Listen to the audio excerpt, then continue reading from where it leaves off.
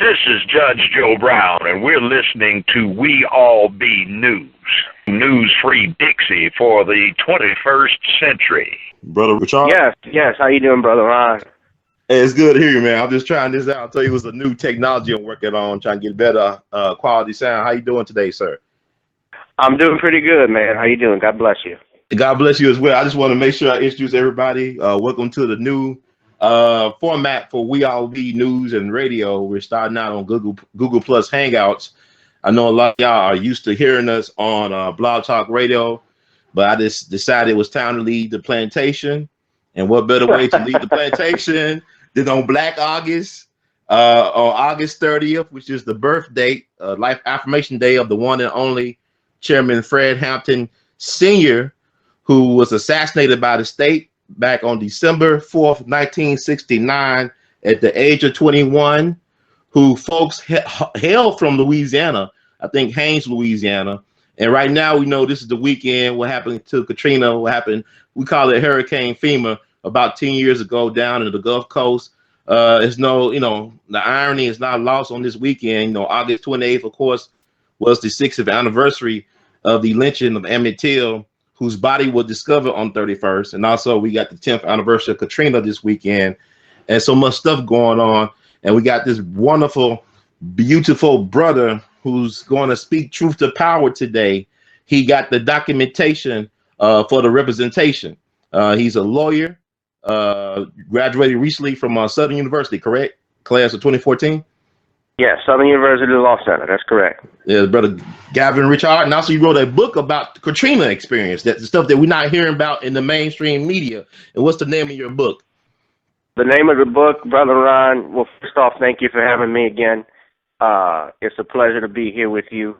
The name of the book is Katrina, Eyes Have Not Seen, Ears Have Not Heard, the story of how an American city was taken under siege by powerful forces in government. Brother, it's an honor to have you on the show. I'm glad you're here to break in the show for us today on this very historic occasion. And I just still can't believe it's been 10 years already since that happened. Me neither. Me neither. Means I'm getting old. No, you're not getting old. I mean, you're getting wise. And also, what I love about what you did, brother, you put that story, you control the narrative, because you're telling things in your book that a lot of folks have never heard about. Because back in 2005, this is before Facebook became populous or whatever. This is before Twitter. This is before really social media phenomenon. This is before YouTube, really. So, there's a lot of things we were hearing back then that we take for granted now, because people are always talking about when something happens now, it's a false flag and this and that. But back then, we didn't have all of that. And I was hearing stuff on the ground from people and stuff was crazy, but you actually documented that. Can you tell us a little bit about the idea behind your book and why you did it? Most definitely. Well, first off, Ron, I'm a resident of New Orleans, Louisiana. I live in Baton Rouge now, and I practice here. At the time, I was 19 years old.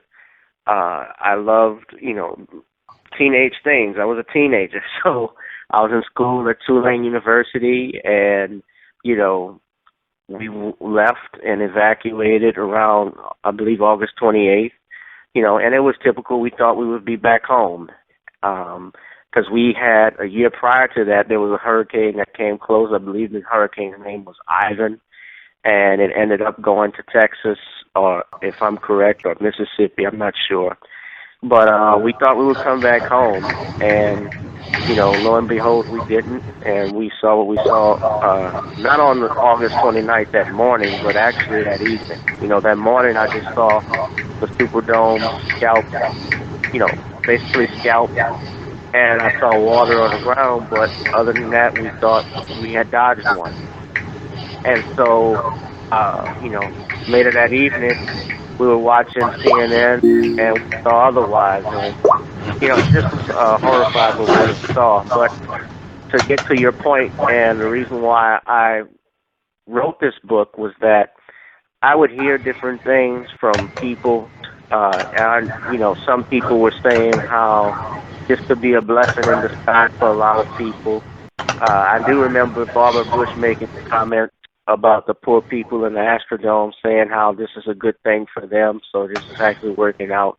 That's stupid ass, but right. And then I was at Southern, and one teacher, we would have these discussions, and they would talk about how, the poor people moved, so maybe Katrina wasn't a bad thing. And, people don't have a clue when you lose everything that you've owned, when you lose loved ones, when your whole life is just rearranged within a matter of seconds.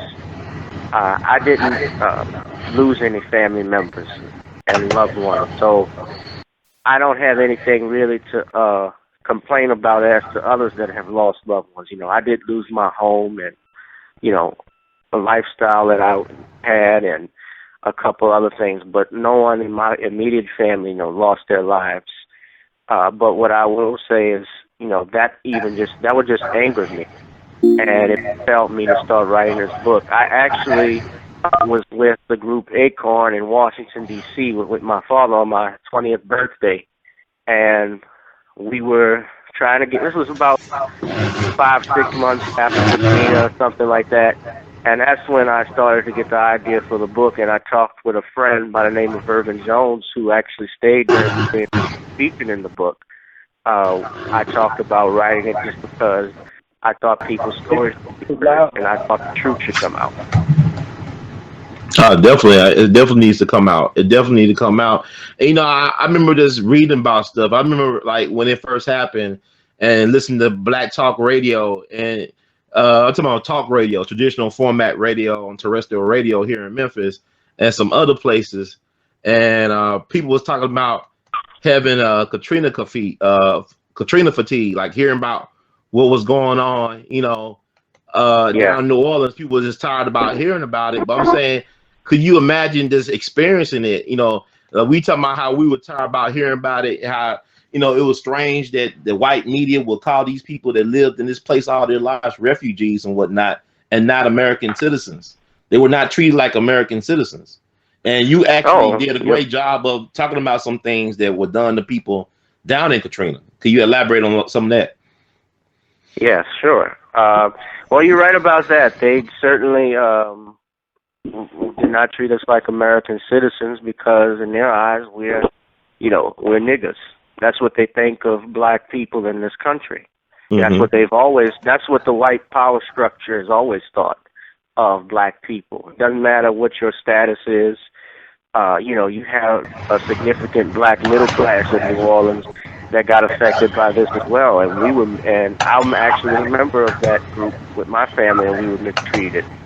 So, it doesn't matter. But to answer your question, as far as, can you tell me what your question was one more time, brother? Like, just relate some of the stories of how people were treated, because like we didn't have social media back then. Like what happened last year in Ferguson, people was able to get up to minute stuff because of Instagram and Twitter and stuff. Well, like that. Well, let me tell you this story. I actually know a brother by the name of Malik Rahim. You probably have seen him. He's done a lot of documentaries and stories on the Hurricane Katrina and what he has done. He has a group called Common Ground. He actually ran, I believe, for congressman or mayor. I believe he ran for congressman on the Green Party ticket in New Orleans.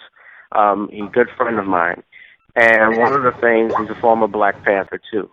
One of the things that he stated that went on, he was over in Algiers. Algiers is still part of all these parishes that's across, we say, the West Bank, because it's across the Mississippi River on the west side. What happened was, what he told me directly, that, they had wind and rain, and he said, the sun came out, and he thought everything was fine. He actually was going to cut his grass when he got a phone call from his brother telling him, hey, you need to get out of here. And my brother, and he was like, what are you talking about? I don't see what you're telling me about. And he said, there's this chaos, there's all of this stuff going on. So when he walked out, he saw and heard what was going on. I'm sorry, he heard what his brother was saying, and he was listening to the news, and he was trying to put two and two together because the stuff they were saying on the news was not the stuff he was witnessing. And he actually was tried to go to Jefferson Parish, where he owned property, and he actually, had guns pointed at him by Jefferson Parish police. He was telling her that, hey, I own stuff here. They would have AR-15s pointed at his head, telling him, get your black ass out of here. They actually set up a blockade there. See, if you remember, too, there was a issue with the Crescent City Connection where people from the East Bank that were leaving the Superdome were crossing the bridge. And Gretna police stopped them. I don't know if you remember that. But they pointed guns at them and they ordered them to turn around. And I remember that, yeah. I interviewed a lady who actually experienced that. And, they were white people, too. They actually did an interview with the people who were crossing the bridge on 60 Minutes, and they interviewed the city of Gretna, the city officials from Gretna, including the mayor. And these people threw a parade for these officers for stopping these people from crossing the bridge. The thing is, that bridge is not owned by the city of Gretna. It's not even owned by the city of Orleans. It's a state bridge. That's not their bridge. They're not under any authority to stop people from coming in to their parish. And by the way, that bridge to get over, you can go, first of all, you don't even have to go into Jefferson Parish in Gretna. You can go into Orleans Parish in Algiers. So, they basically stopped a group of people who were tired, who were hungry from crossing over because they were mostly black. Wow, yeah. Go ahead, Brother Gab, I'm listening. Yeah, I said mostly black and poor. And they were protecting, I guess, their interests because they felt, too many black people, they're going to do something. But that's only a taste of what I touched on.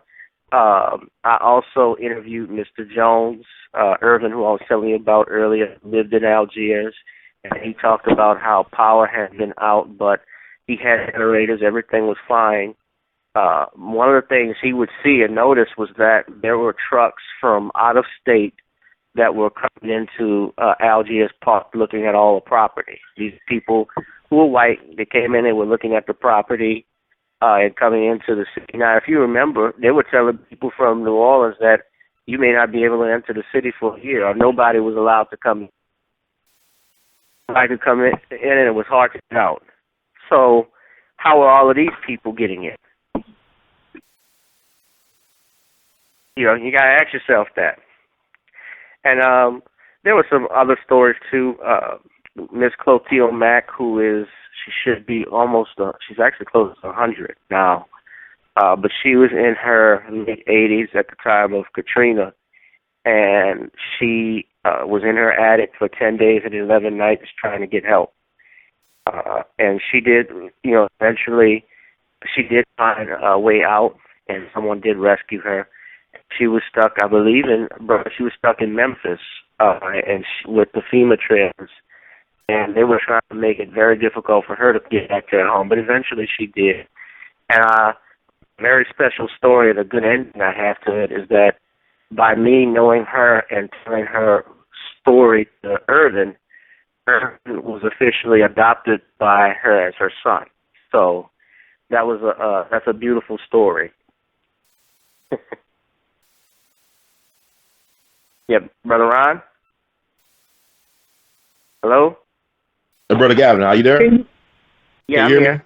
All right, cool. I was making sure. Like I said, I'm trying this new information out. So I'm glad you shared that because I actually do remember the Gretna Parish situation, and it really disturbed me at the time when I heard about it.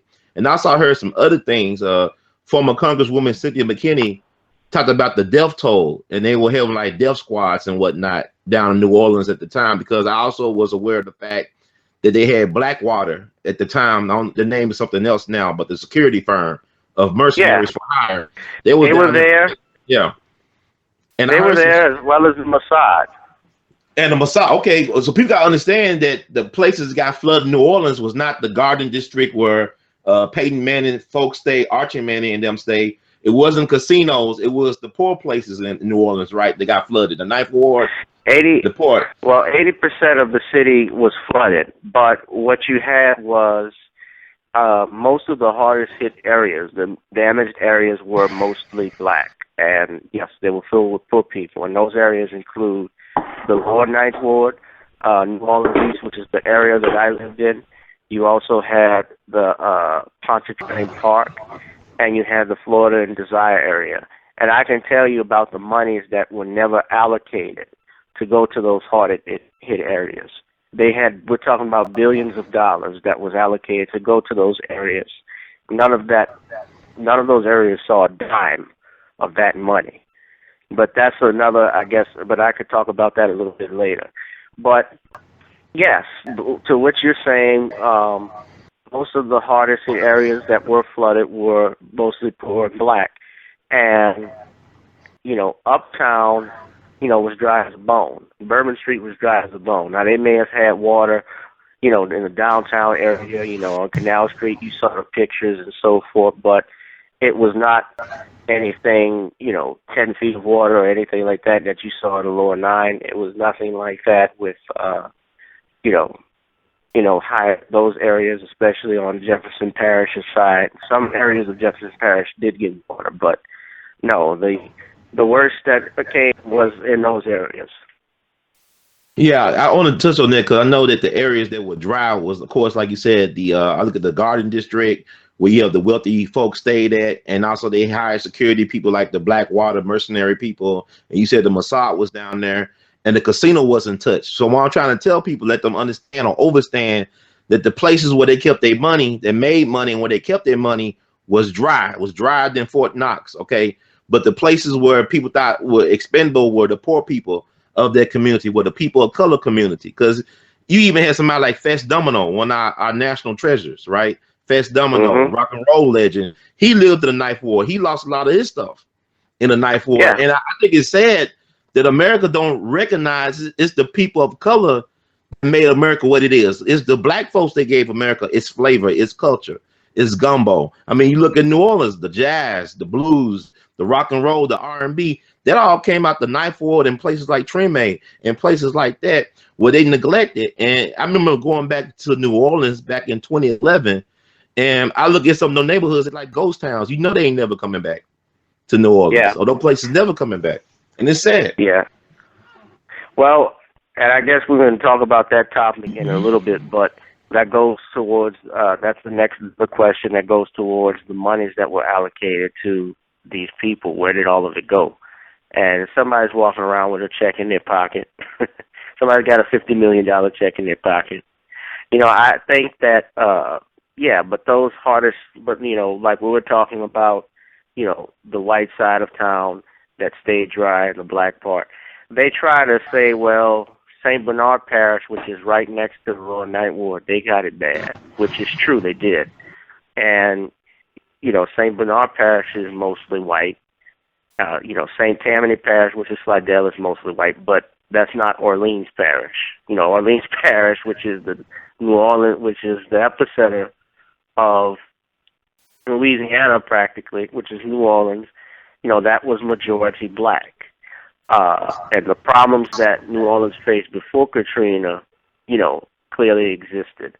When my grandfather was a little boy, he was about, I would say, 9 years old, in 1927, the Army Corps of Engineers dynamited a levee to flood that area in order to protect the white side of town.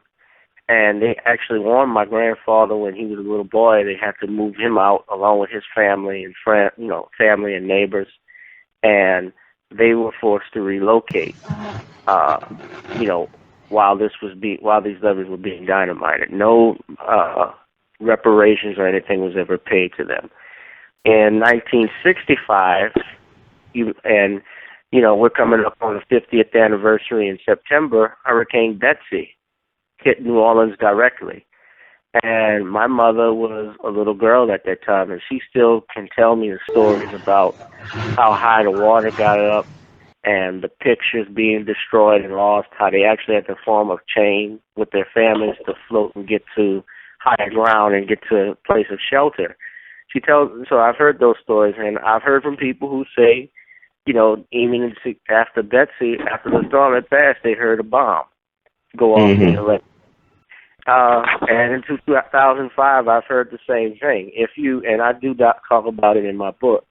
Now, what I want to touch on, since we're talking about that, in August of if you remember, Brother Ron, by the Industrial Canal, there was a barge that you saw push through with on these houses right next to a school bus. You remember that? Mm-hmm. Yeah. Big barge and when you saw the levee breach, you would assume that barge pushed through.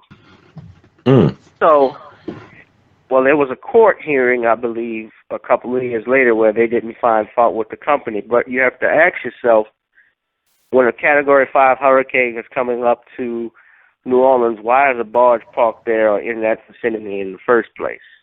So you got to ask yourself that.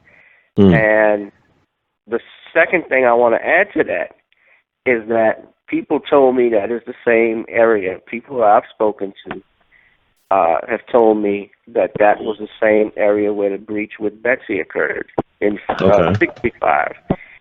Now, here's another thing. In 2008, there was a hurricane that came and hit Baton Rouge, Louisiana, called Gustav. Okay, and I distinctly remember watching this. Hurricane Gustav did not hit New Orleans. It went, further west, so New Orleans did not get it that bad. But right next to the levee, where they just so-called repaired it, was another barge about the same size, right on the wall where it had breached previously, but except it didn't flood over. That's 3 years. Is that a coincidence? I mean, I don't believe in coincidence. Yeah, I mean, everything's connected, as we know now. Everything, is all relative, as far as I can tell. I just think that people, and that's why I'm saying that we didn't have the social media and the internet wasn't like it is now. So we couldn't get all this stuff right out at the open.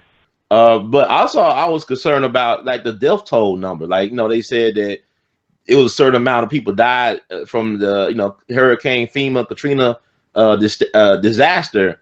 But I also heard stories while I was thinking about the Blackwater and we talk about the Gretna Parish. I heard stories of white folks hunting black people. There was is that true? Was that true? White folks getting together and just shooting black people down. Okay. Oh, that was true. If you watch Spike Lee's documentary, he interviewed one man who got shot with a shotgun blast right in his chest.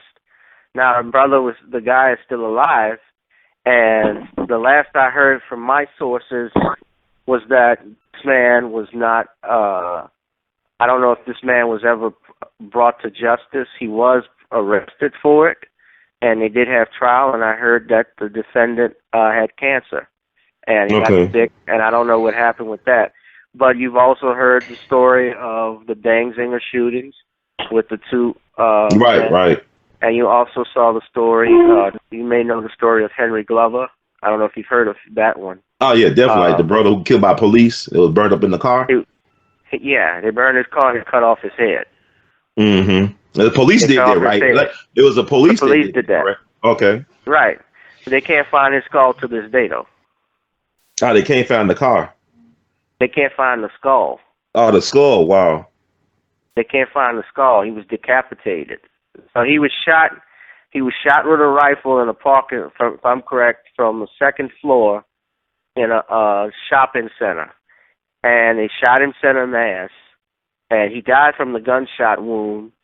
And in order to cover up what this officer did, they burned his body and they cut off his head. And to this day, they don't know where his head is. To my knowledge, then this was only prosecution was in federal court because the coroner did not classify this as a homicide. The state, that's a state crime. Murder is a crime that is governed by the laws of the state. Now, what they did with the Glover, if I'm correct, was he was prosecuted for, the police officers were prosecuted for, obstructing justice, and the officer who killed him, he was prosecuted and convicted, but they overturned the conviction and he got a new trial and he was acquitted. Wow. So let me ask you this: you a lawyer, right? And you survived the Katrina fiasco, you and your family, and you got a very grounded understanding of judicial law and the history of Black folks' struggle in this country. And we're 10 years removed from what happened in New Orleans and on the Gulf Coast. Can Black people get justice in this system? Yes, it's possible. It is possible. There have been incidents. It doesn't seem like that, but we know otherwise that there are instances where they can get justice. Let's take a look at the brother in Texas, Bird, that was dragged by his feet in Texas by these white supremacists. You also had an incident, I believe, in Mississippi where this black man was run over by a car. And these kids were all prosecuted, and they were sentenced to jail by a black judge. And I don't know the name of the judge, but you may know the story, right? Right.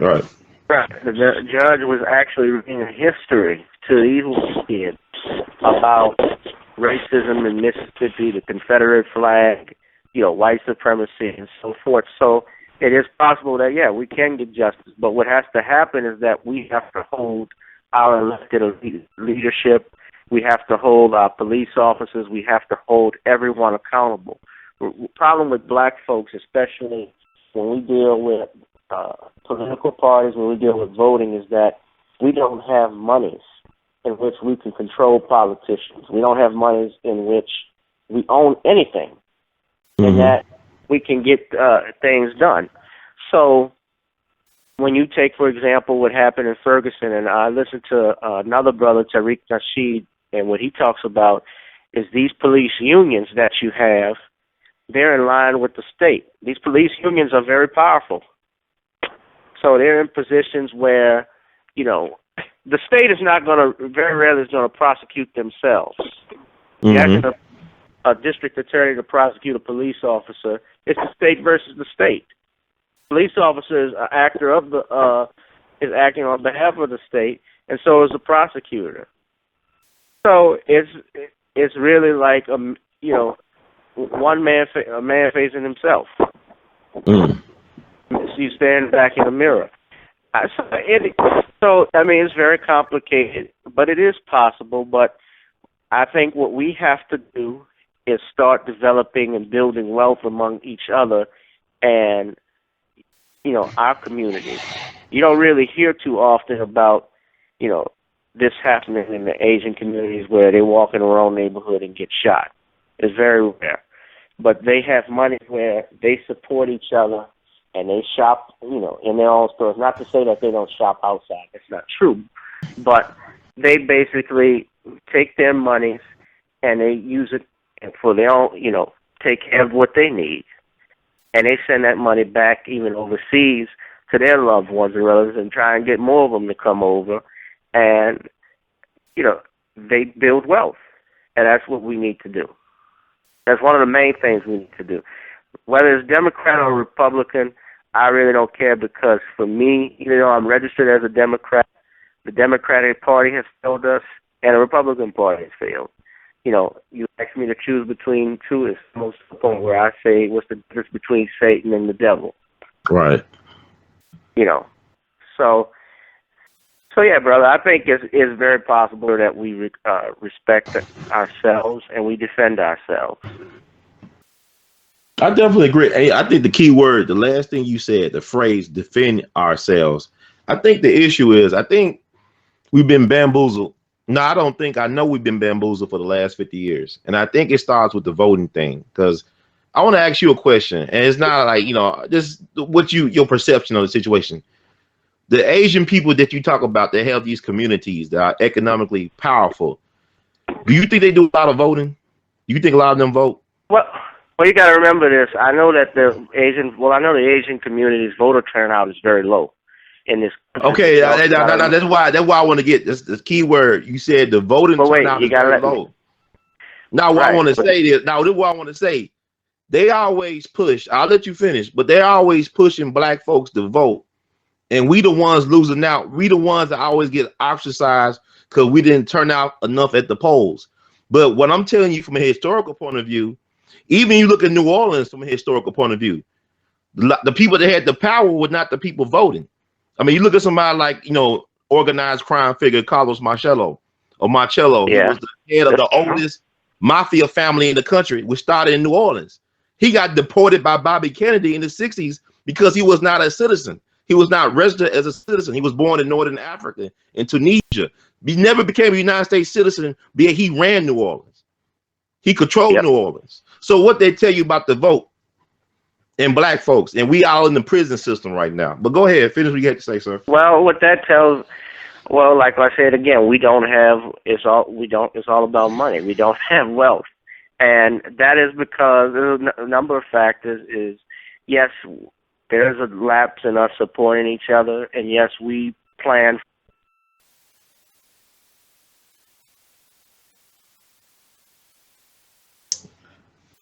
Hello, Brother Rashad. Brother, I think we lost the brother. Is he there? Brother Rashad. Hello? Hey, Brother Rashad, how you doing? We lost you for a minute. Go ahead. My cheek hit the mute button. I'm sorry. Oh, that's fine. That's fine. It's a wonderful world of technology we live in. Yeah. Well, what I was saying was that the voting turnout with the Asian American community is low. But you got to keep in mind something too, that while those numbers are low, you also got to look at the fact that they're one of the smallest ethnic groups in this country as well, which is a factor in that. And the other thing too is they do build and they develop wealth. I shared a meme on my Facebook profile. It was very interesting. It said something to effect where they had this big mansion, and the meme said, "White people plan for future generations," and at the bottom it said, "Black people plan for Saturday night." Oh my God! Wow. Yeah, and what the point of the meme was that if Black people we don't develop wealth and we don't pass down money to future generations for our kids and for our children. And a lot of that has to do with systematic racism. When we talk about New Orleans, for example, as a little kid, my father used to take us to these camps, all across the West Bank, in West Wego, called Bayou Signette. Beautiful parks. And we never knew they existed. You know why we didn't know they existed? Because they wouldn't tell us they existed. We were Black. They wouldn't have things like that. Like, they didn't know, they wouldn't, there's a certain level at the point where they don't want you around. And so a lot of us people did not know those things existed, but they've been there. Just like when you had the situations, for example, with the young lady at the McKinney pool party. Remember that? Yeah, McKinney, Texas. I can't forget that. There's lots of going down in Texas. Yeah. Right. This little girl, I was like Brother Tariq Nasheed was saying, when you're swimming with someone, that is it's like a private, it's like a private setting. And it is a private setting. And when you're swimming with other people, there's contact with each other. It's a physical sport.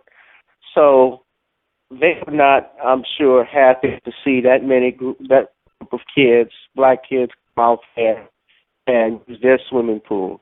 Now, they're talking about, well, they weren't residents, they weren't doing it, blah, blah, blah. One of the girls was a resident. She was the one that was doing the party, am I right? Right. Right. And you had this police officer grab this young lady by her hair and put his knee in the back of her neck. Now, if I was there and I was her father, or even if I wasn't her father, if it was just me, I would have kicked this teeth. That is how I feel about it. You don't put, we had a whole situation a year ago where Ray Rice was dragged through the media for hitting his wife, his then fiance. Not saying what he did was right. Of course, it was wrong, but the man was crucified and lost all of his, his contracts, with the NFL, with the Baltimore Ravens, with endorsement deals, all of it. But here you had a situation where this white man attacked a girl. This was a child. This wasn't even this wasn't an adult. This was a child, and he, physically made contact with her, and he was allowed to resign. Rice was fired. Well, you want to know why that is? Like, the voting don't work for black people. I just told you the people that vote the least, they run the country. Like, the people that vote the least, they own stuff because they got ownership in this society. Black folks, your rights in this system is not bound to be respected by white supremacy. You can never get justice. I don't care if they run you over and drag you down the street or pull your hair by the swimming pool. Black folks are not respected. That's why you can't get justice, because you don't know what to call yourselves. We don't know if we're colored or we Negro or we Niagara or we Afro-Americans or we black. We don't have an understanding, because anybody that runs the system, they have identity in place. They create their identity. They create a narrative behind their identity, and they stand by their identity. Just like the Irish had to do, like the Italians had to do, like the Jewish folks had to do, like the Korean had to do. Everybody that came over here, they own their identity. They created a narrative to their identity, and they stick together. Like, you look at New York City, you look when the Irish came over, they was the white niggas, and then they got control of the fire and the police departments. And so to this day, you got a legacy of people being in the fire and the police departments up in the Northeast from Irish, extraction. Well, let me say this. Let me say this. As black people, there is a problem with us, and I think people in general, but I'm directly this at black people, where we vote blindly, in that we don't demand accountability. We don't really put an agenda for it. We just go and vote, and we think that because this person wears a certain tie, or because he's black or he looks good, they're going to do something for us. It doesn't work that way. Now, what you're saying, I understand and feel you where it's coming from, and there's a level of truth to that. But keep in mind something. We as black people really are just new to the election process through the Voting Rights Act of 1965. We did have the right to vote in the 1870s through the 15th Amendment, but, when black people started to vote, the Ku Klux Klan started to come out. And you would not, if we hadn't voted, we wouldn't have had, the black representatives during that time.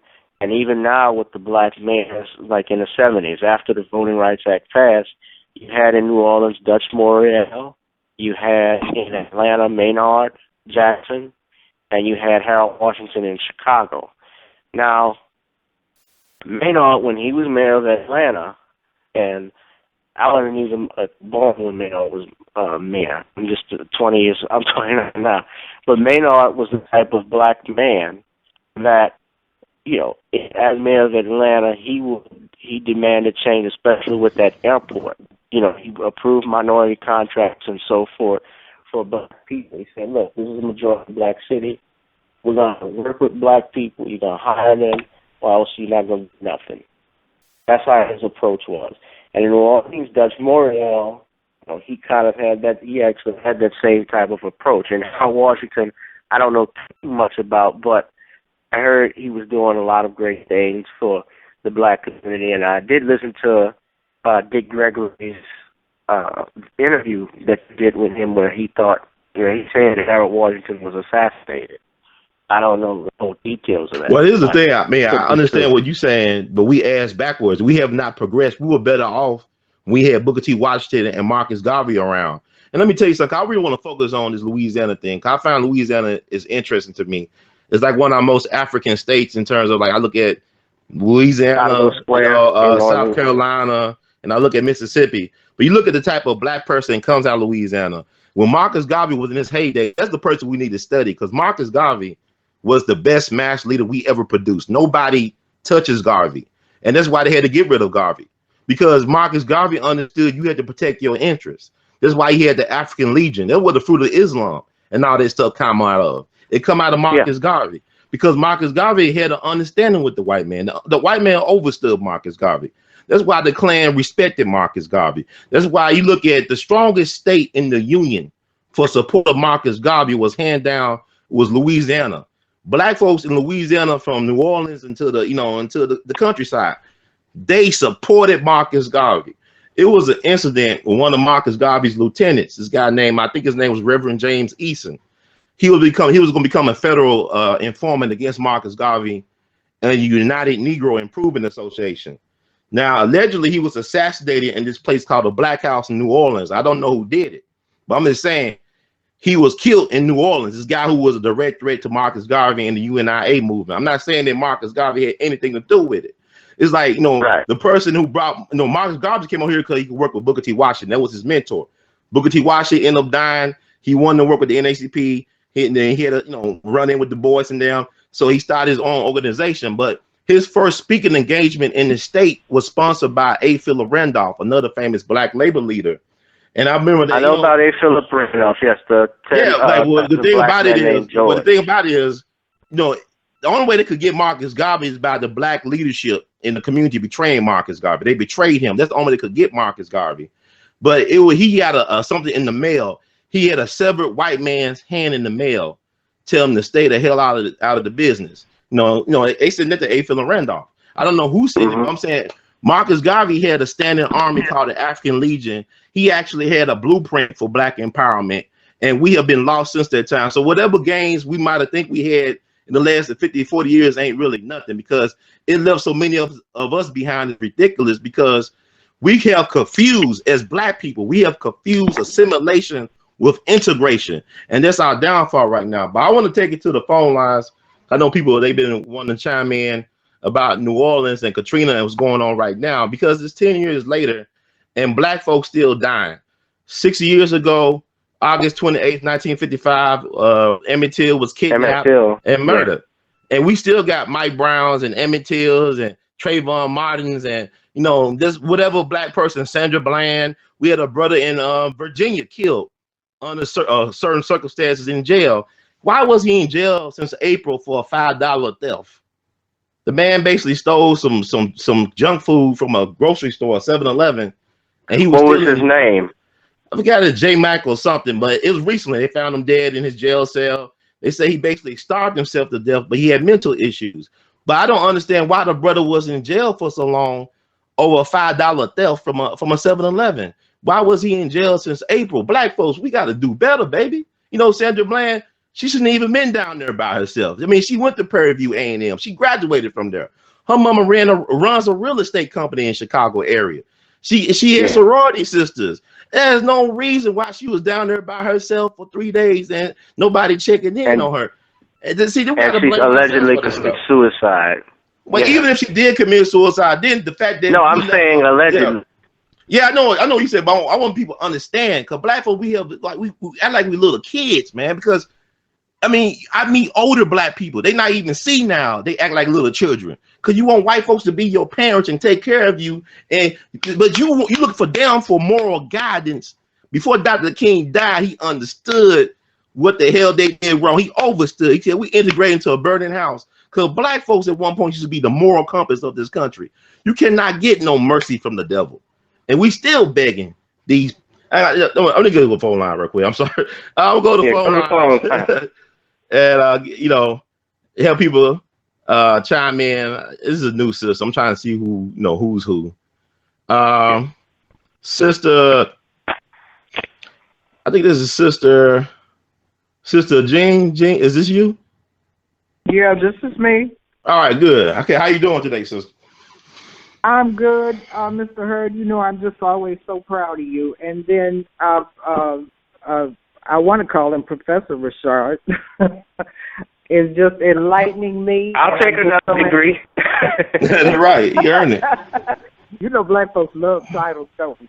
That way I won't have to pay for it. No more student loans. So happy that you all have it. I want to say one thing, and then I'm going to move on to Katrina. I have a young lady on the phone. She's 17. She's listening to this conversation. She's 17 years old. Okay. And I'm working with her right now. She's receiving death threats from Waller County Police Department, where Sandra Bland was murdered. And from the actual police department, they're substantiated. The FBI has been called in. The cyber arm of the FBI has been called in. And come to find out, she's not the only one. that's receiving these death threats. So this is something that's being known. And when I tell you death threats for a 17-year-old, and they know that this baby is 17 years old. Okay, so I'm working on that, and she's on the line, and she has something to say. So I'm gonna let you say. I want you to. Oh, definitely. When you get to Sandra Bland, I definitely want you to see what the babies are talking about, because she has something to say. But now let me go back to Katrina, and I give it to you straight, no chase. Mm-hmm. Okay, those levees, and everybody knows it. Those levees were built to protect plantations, not people. From the 1700s to the 1800s, those levees never held any water back. Everybody knew that. Okay, and then cut to the chase. 10 years ago, all of us were praying. And Mr. Hurd, I never told you, but my father, all of his people are from Louisiana. And I'm talking about like funky Louisiana. I'm talking about places you ain't never heard of, okay? Right. But cut to the chase 10 years ago, all of us were praying that Katrina would take an easterly turn, because we knew what would happen if it hit New Orleans. We knew. So how is it FEMA didn't know? Katrina caused something to happen that has not happened before in my lifetime, and I'm 58 years old. An entirely new governmental agency was created and heavily funded, Homeland Security, which used to be an arm of FEMA. Let's not forget where Homeland Security came from. It came out of FEMA, and it was never fully funded. But after Katrina, all of a sudden, you started hearing talk about Homeland Security, didn't you? Now, what is the Homeland? It is a bigger and more heavily funded and more heavily employed agency than FEMA. And what does Homeland Security do? They secure the nation from many threats we face. Look on the website, it'll tell you. Who are the threats? It used to be the threat was Katrina. Okay? And we're not even going to talk about who was the head of Homeland Security then, because I know who he was and I know who worked for him, and she had to tell him to take his coat off and roll his shirt sleeves up so he didn't look crazy when he went out there. He didn't even know people were in the Superdome. He didn't even know. Do you understand me? So I know what the communication was about. She's saying everything. I do need to just interrupt you if I can interject one thing. What you're saying is 100% correct with FEMA. That was actually created by Jimmy Carter through there's some executive orders. But I want to add to what you're saying is that there was a Navy ship, and I didn't get to talk about this, but there was an actual Navy ship that was parked outside the convention center. And this is right along, the riverfront. They had diapers, they had food, they had a hospital on board. It's the military. That ship was never ordered at all to take people from the convention center or the Superdome. It just sat there. And yet George Bush and Michael Brown and Chertoff, who was the head of Homeland Security, did nothing. That's right. Did nothing. That's right. Blank and Nagin are at fault too, trust me. But these men... And if you and brother, I hope you have Dick Gregory on. I've talked with him before, and I interviewed him in the book. One of the things he mentioned too was that you had Nagin with regards to was in Dallas. Moved his family to Dallas about a month before Katrina even happened. Are y'all aware of that? Yeah, moved them weeks before Katrina happened. That's what I heard. That's the information that I heard. Now, when you look at and in fact, he was in Dallas after the storm, and there were these white business owners who actually met with him, and they told him New Orleans needs to be built smaller. If you're going to rebuild it, it can't be the same size. Now, New Orleans is a population. I believe now the population is about 486. Before Katrina, it was much bigger than that. It may have been 600,000 or more. What areas do you really think they're talking about rebuilding? If you go down to New Orleans right now, like I was telling you about the hardest hit areas, yes, there are some people back, but there are parts that still look like the storm came through there. There are no proper services. That's right. monies have not, and I need to talk to y'all about the monies in a minute, but the monies that are allocated have never gone there. There's still blighted properties. Services are properly provided. It's a big mess, but it is all by design. Why this is happening? It's not by accident. I know it. I know it to be true. But now here's the thing. What's the deeper issue? The deeper issue is this.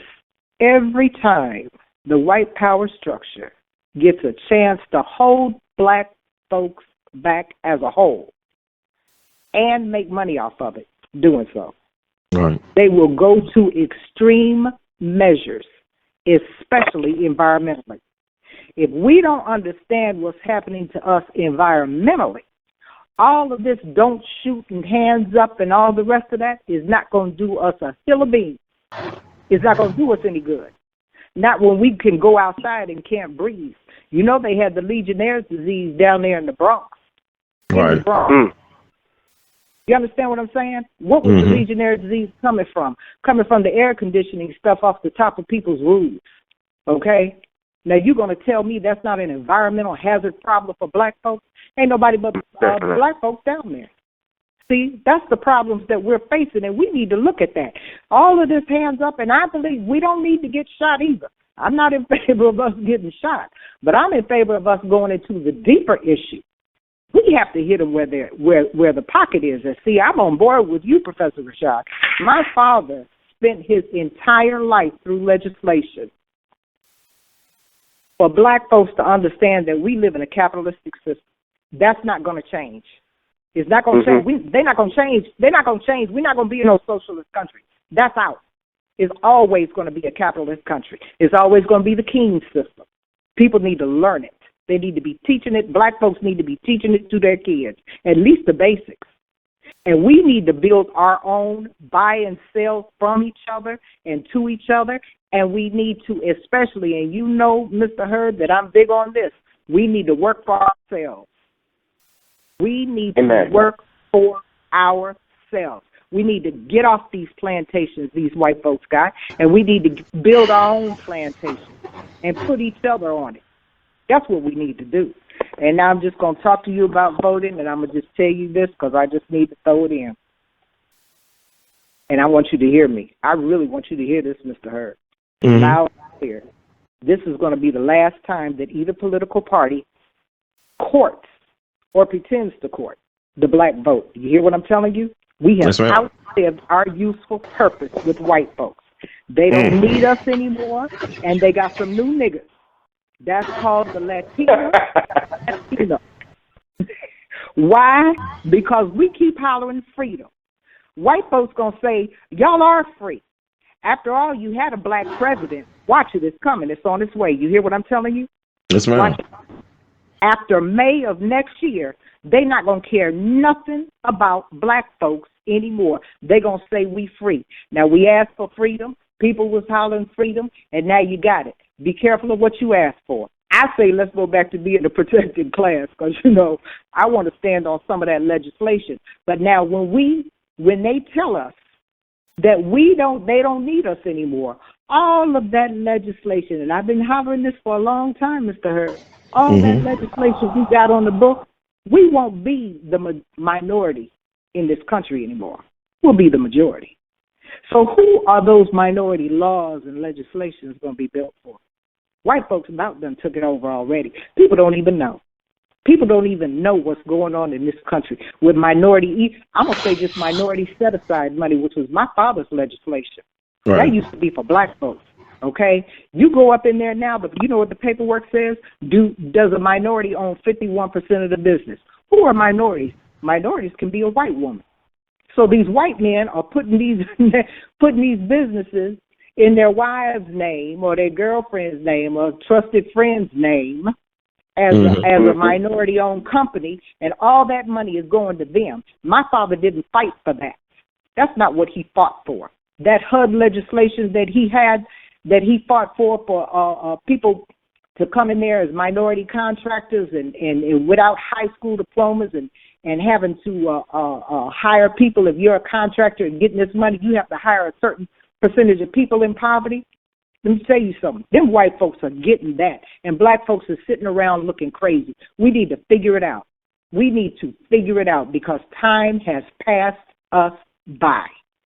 Remember last year, I said get right or get left. We done got left. Yeah. I want to say this as well, because I'm thinking about this stuff. I'm glad that sister you said what you saying, and brother Rashad, you said what you said, and I keep on thinking about the mistakes we have made right now in terms of our so-called movement, the Black Lives Matter, and all this stuff in Ferguson. And I think the thing with Master Baba Dick Gregory, I call him Master, me a master teacher in his own right, Dick Gregory, he said something that we still have not realized. Like right now, we're coming upon the 60th anniversary of the Montgomery bus boycott. That's our best weapon, because our blackness is a weapon, because they use our blackness to kill other people around the world, you know, in their military. Right. So our blackness is not a weapon for us, and that's the problem. We're afraid to use our blackness to get what we need to get. And what I think what we need to do is what they did, what Dick and them wanted to do back in the day when them 4 little girls got killed in their church. We need to boycott Christmas. As a matter of fact, the Minister Ferguson, he came to Memphis last week or so, and the 3 hours of speaking he did, the most important thing he said, and all he needed really to say, and we might not have to even go to DC, to be honest with you, boycott Christmas, because that's what we need to do. Like what the sister said, this capitalist system is what they don't care about morality and about your emotions. They care about their bottom line and their purses and their pocketbooks. They care about that bottom line. They don't care about that, but we mislead our people because we don't know the truth about our own history. Like I talked to Brother Hollis Watkins. I met him. I met him before, but I got a chance to interview him when Minister Farrakhan came to speak in Memphis. He was a part of the Mississippi freedom struggle. And I said, there's a great misconception about the movement being nonviolent. Dr. King had armed bodyguards around him most of the time. He got stabbed by his sister up in Harlem. He kept armed security around him. I know what Medgar Evers' brother told me, Charles Evers, back in May. He said when Dr. King came to Jackson, Mississippi, he used to run over to his house because that's where all the guns and goons were. When he marched down Highway 51 to complete the march against fear for James Meredith, he had the Deacons for Defense from Bogalusa, Louisiana, come up there to help be armed security detail. When he used to come to Memphis, Tennessee, about that. Yeah, but when he came to Memphis, Tennessee, the majority of the times he came to Memphis, he'll have an armed security detail of black detectives from the Memphis Police Department. The last time he came to Memphis, he had no such detail, and that's why he was killed. When Malcolm was killed, they was not checking folks at the door.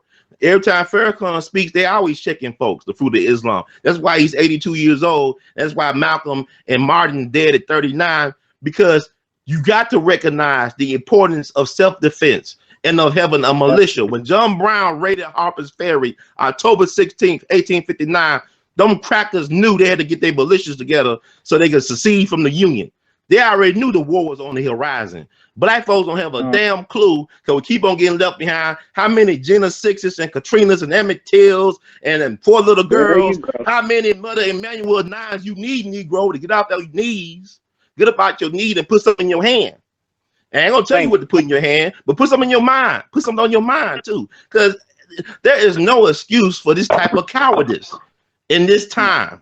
There is no excuse for this type of cowardice. You know, you just had 1 month time from June 17th with the Mother Emanuel 9 shootings all the way up to July 17th when a brother named Derry Stewart was taken out of a car, his civil and human rights violated, and then drove up to a church and was assassinated on black church grounds by the Memphis Police Department. And I ain't hear no black church official said a damn thing about all these black folks getting killed and assaulted on their property. Sandra Bland was arrested and assaulted on Hope A&M church property on Prairie View Drive, on University Drive. There was a black church that she was assaulted and denied her basic human and civil rights on.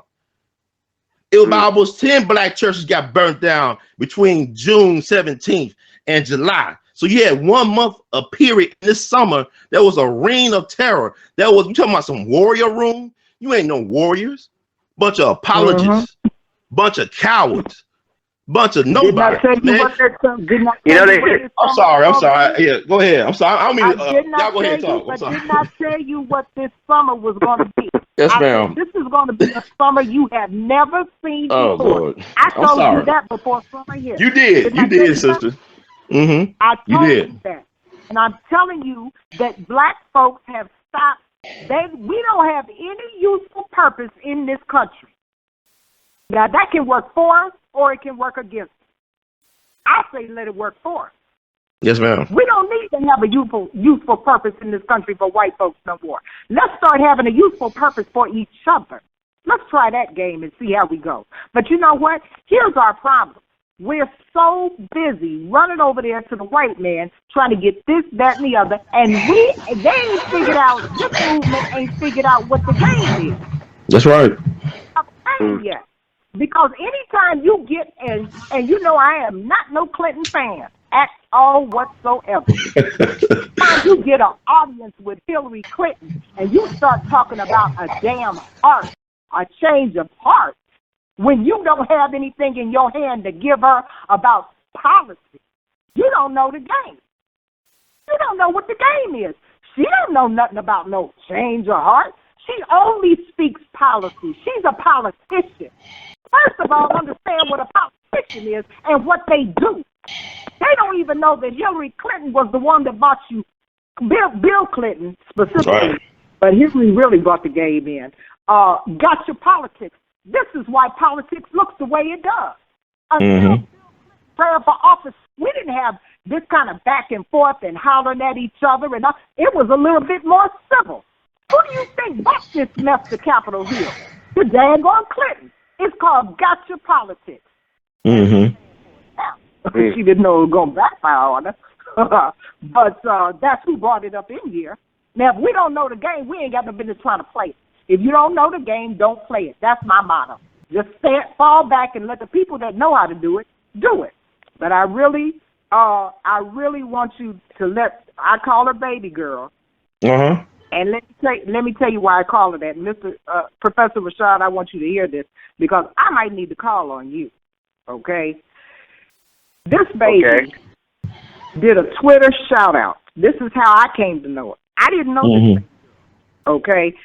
She had nobody to turn to. She's all alone in this world. Do you hear what I'm telling you? And I'm not going to tell you her whole story because that's her business to tell, and I respect her privacy.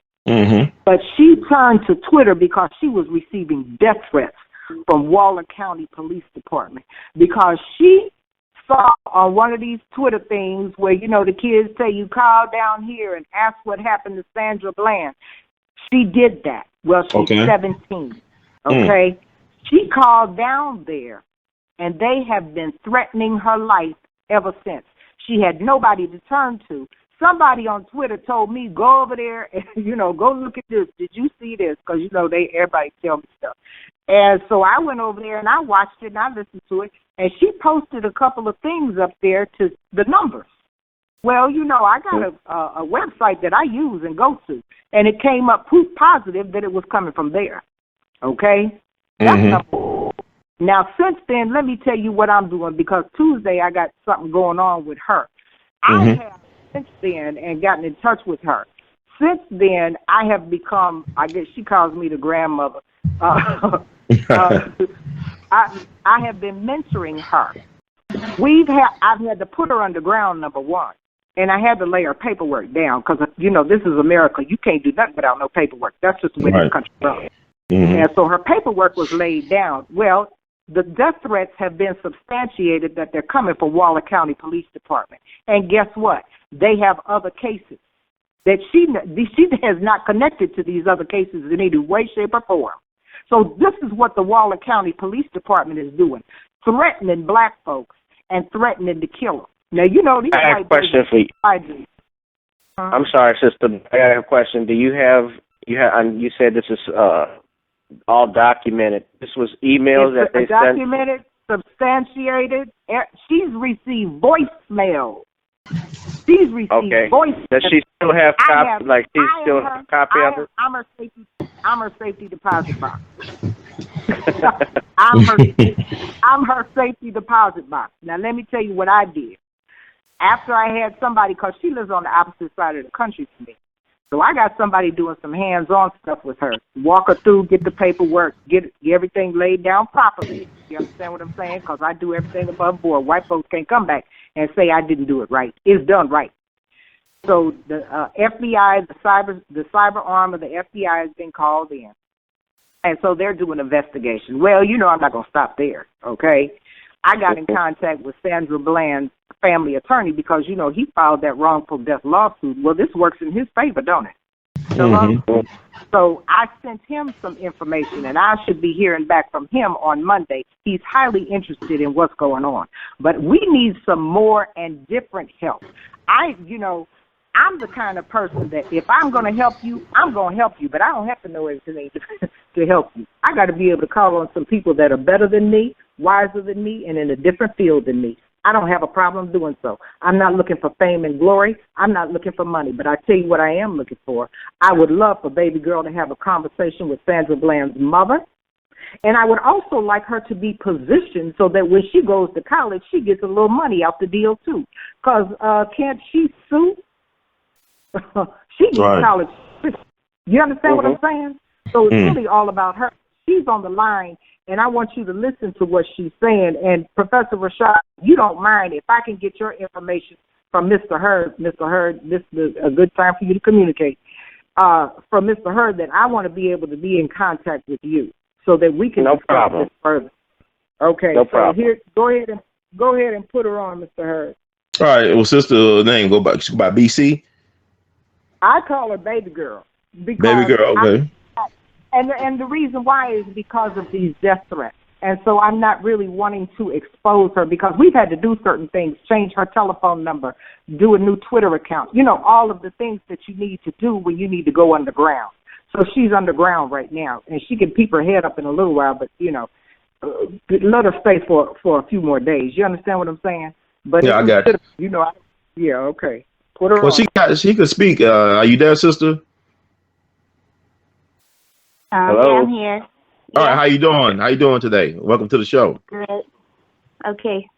So for one thing, I wanted to say that my only motive behind calling was to put pressure on the police station because I wanted answers. I feel like it isn't okay for people of color to keep being killed in the hands of police and for there to be no repercussion. And there's always that one thing how people are saying like people like black on black crimes, but I feel like that's not like enough. I feel like a lot of people fail to realize why there's black on black crimes. Like there's how haven't any of you guys heard of the crab in the barrel effect? Where like all the crabs are fighting to get to the top. So basically we didn't immigrate here. We were placed here for our demise. Like they placed us in ghettos so that we all had to fight to the top. So we're killing each other because of them. Like y'all fail to realize that we were placed in this situation. So that's a lot. That's kind of like what I had to say about it. And yeah, I don't know what you guys' thoughts on that are. It's like you got a lot of sense to me. You working with something up there. You know what I'm saying? you understand what time it is. You're 17 years old, correct? Yes. So my thing is this, like you seeing what's going on right now. I want to ask you, what is the solution then? You already talked about, you know, you already painted a picture of the situation. You understand everything it seems in context, you know, critical thinking. So what is the solution from your point of view? I feel like we need to educate our young people because I feel like I'm very educated. I take ethics study classes and everything. So I feel like for me, I have those resources, but not a lot of other people of color have the resources that I have. So they aren't educated like we are educated. So we need to put resources out there so that they are educated on their history, so that they know that we weren't the ones who started at the bottom. They stole our resources and they stole them by giving us a gift. They came to us and told us that this is a gift, when in reality they were making us sick so that they could kill us and take our resources so that we were left in debt. So that's what I feel like should be the solution. Well, the thing about it is, what our people, I'm understanding that I get older, is the fact that a lot of us rather be seen and heard and not say anything or doing anything, because the real work is going to be the work that's going to take place behind the scenes and away from the cameras and away from the social media. The real work is going to come from building institutions where we control the curriculum and that we create the culture and we support and sustain it. And I don't think black folks have it in them right now to do something on that level. Their ancestors. See, the thing about it is, like I said, we don't need to have no marches on rallies no more. I mean, 20 years ago, I'm sure it was a beautiful thing to have that, but 20 years later, we still don't have no black-owned mass transportation systems. When Prince went to Baltimore to do the free concert for Freddie Gray thing, he said, the next time I come back here, I want to be staying in a black-owned hotel. You know what I'm saying? 20 years ago, we went to D.C., and we still don't. How we get to D.C., who buses that we drove on, who airplanes we rode in, who restaurants we ate in, who hotels we stayed in. You see the problem with this is we keep on investing in a system that does not invest with us. Our whole problem right now as a people, and the truth, the honest be told, is that we must separate some type of way from white people. And that's the honest to God truth. It's not because it's a hatred of white people. It's because it's a system that's not made for you to be received as a full person. You'll never get your respect as a black man or a black woman in this system. It's not set up that way. This system is set up to sustain the religion of white supremacy racism that has been orchestrated against our people from day one. But they can only do that against us with our help. You see, the only way a vampire can come into your home, you got to invite the vampire in. We have invited the vampire white supremacy racism in for generations. And we keep on telling our kids to do the same thing, and they tell their kids to do the same thing. But my thing is this: we must step away. If we don't, but we love them. We love white folks too much to do the right thing by us. We love them too much. They don't even like us. A lot don't even like us because a lot of race. I try to tell people it's like that brother in Virginia. I've been through Southern Virginia. That's the great white man of history bit right there. That's the Madisons and the Jeffersons and whatnot. That's blue-blooded racism right there. That's blue-blood racism. That's the elite Mayflower racism, Jamestown racism, okay? I had got a $300 speeding ticket in Montgomery County just 3 years ago. All right? Wow. So they don't want your black ass down there. They will not turn their head. It's insurrection net down in Southampton, Virginia, back on August 21st, 1831. So what I'm saying is, black folks, we go to places where they don't want us to be. Why would we want to be around folks that don't respect you? That's called a toxic relationship. We got a detox right now. I'm sorry, but anybody else got something to say? I mean, I got to just say a couple of things, if you don't mind. This is to the young lady who's calling. What is it that you're 17 right now, right? What do you want to do with yourself when you leave high school? I want to go to college, and I want to. But I mean, what do you want to major? Psychology. You want to be a doctor? Okay, that's great. Okay, what I would advise you to do now, since you're 17, you're seniors, to start looking at schools. I mean, you should have done it. I'm sure you probably did it when you were a year younger, but what schools have some of the best psychology programs in America? And I would advise you to make connections and establish a relationship with some of these advisors on these campuses. I believe Southern has university has a psychology department. Yeah, they do. I got to shout out my school, Ron. Go ahead. Come on. Do what you got to do. Yeah. Howard University, I believe, has one. So, and a couple of others. So I would definitely start doing that. And also, after the interview is over with, Ron, I would like for you to give this young lady my information, and if there's something I can do, if you have information with regards to, you keep receiving threats from this police department, let me know. Maybe there's something that I can do on my end to help you, because as an attorney, yes, it's a business where I have to support myself, but we also know that, we got to help each other out when we're in need. So anything I could do to help, just let me know. Well, Sister Barnett, I'll give all that stuff to you, Sister Barnett. Well, yeah, and I appreciate that, because I'm going to tell you something, and I discussed this today with my husband. If, helping people on a macro level and hundreds of people and trying to do this, that, the other is a good thing, because my father did that for years. My father, Mr. Herb, my father's background, and I'll have to tell you, Professor Rashad, later on, but my father was a heavy hitter. I mean, I'm talking about legislation and governmental agencies and 3 presidential appointments. He was a heavy hitter. But I'll tell you something he taught me. If you have to go out your way to go get one, go get them. You hear me? I have a question. Go ahead. who does white supremacy work in favor for? White people. Yeah. But which type of white people? Oh, the real white people. The real white people. The real ones. I'm talking about the elite ones, the real ones. A lot of white folks think they white ain't white. They really niggas. They don't know it. They gonna find out this September though. They gonna find out September that they niggas. Trust me. But go ahead. That's like what Paul Mooney said. When you got a tree, that's why they don't look back in their family tree when they shake it. That's right. A nigga might fall out. That's right. Just like I heard a rumor. Y'all gonna have my baby calling me and asking me some more questions. There was a guy in the NAACP back in the day. I don't know the name. Walter White, you talking about? Yeah, he could pass for a white man. Yeah.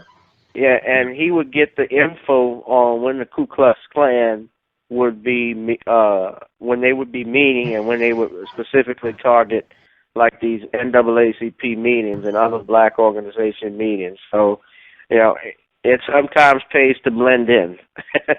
That's right. But yeah, man, but black people, we come in all shades.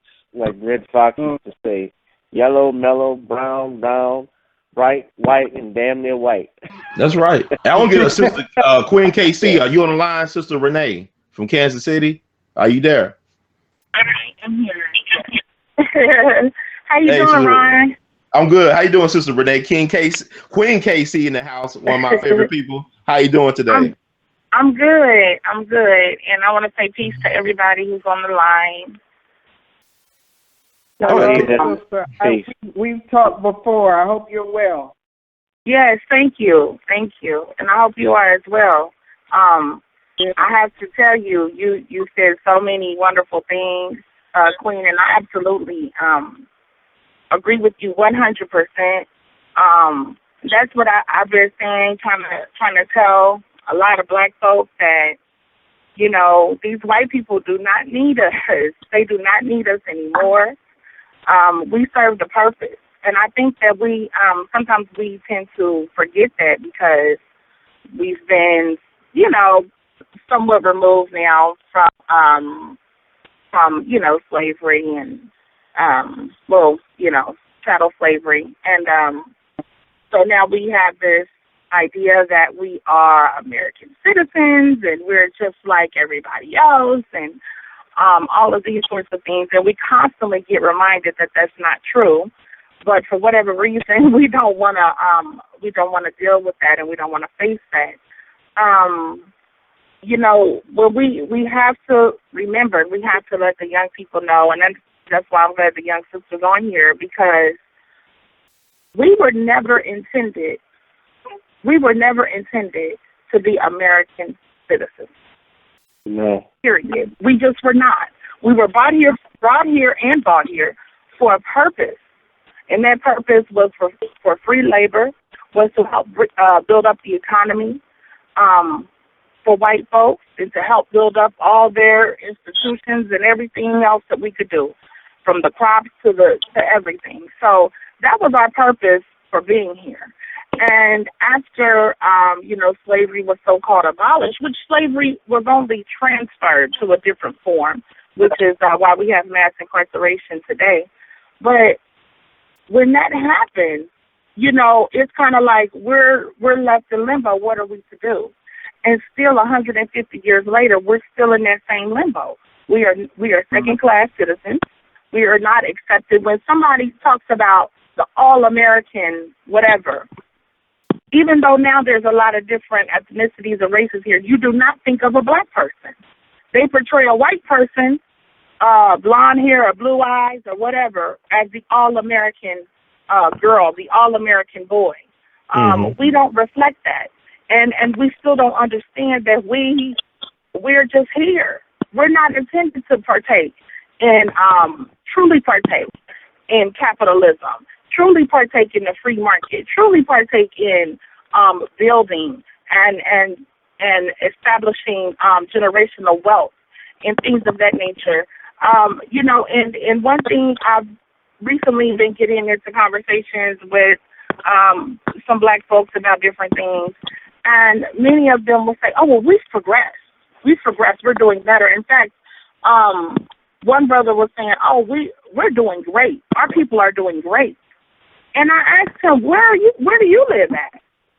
Because if I had to say what our people are doing, a word I would use would not be great. And, you know, if we're living, and he was like, "Oh, well, we've come so far. We have people who are, you know, in government. We have more black people in government than ever. We've got more black people doing this and more black people doing that." But in a capitalist system, the measuring stick for how well you're doing is the money. So how much money?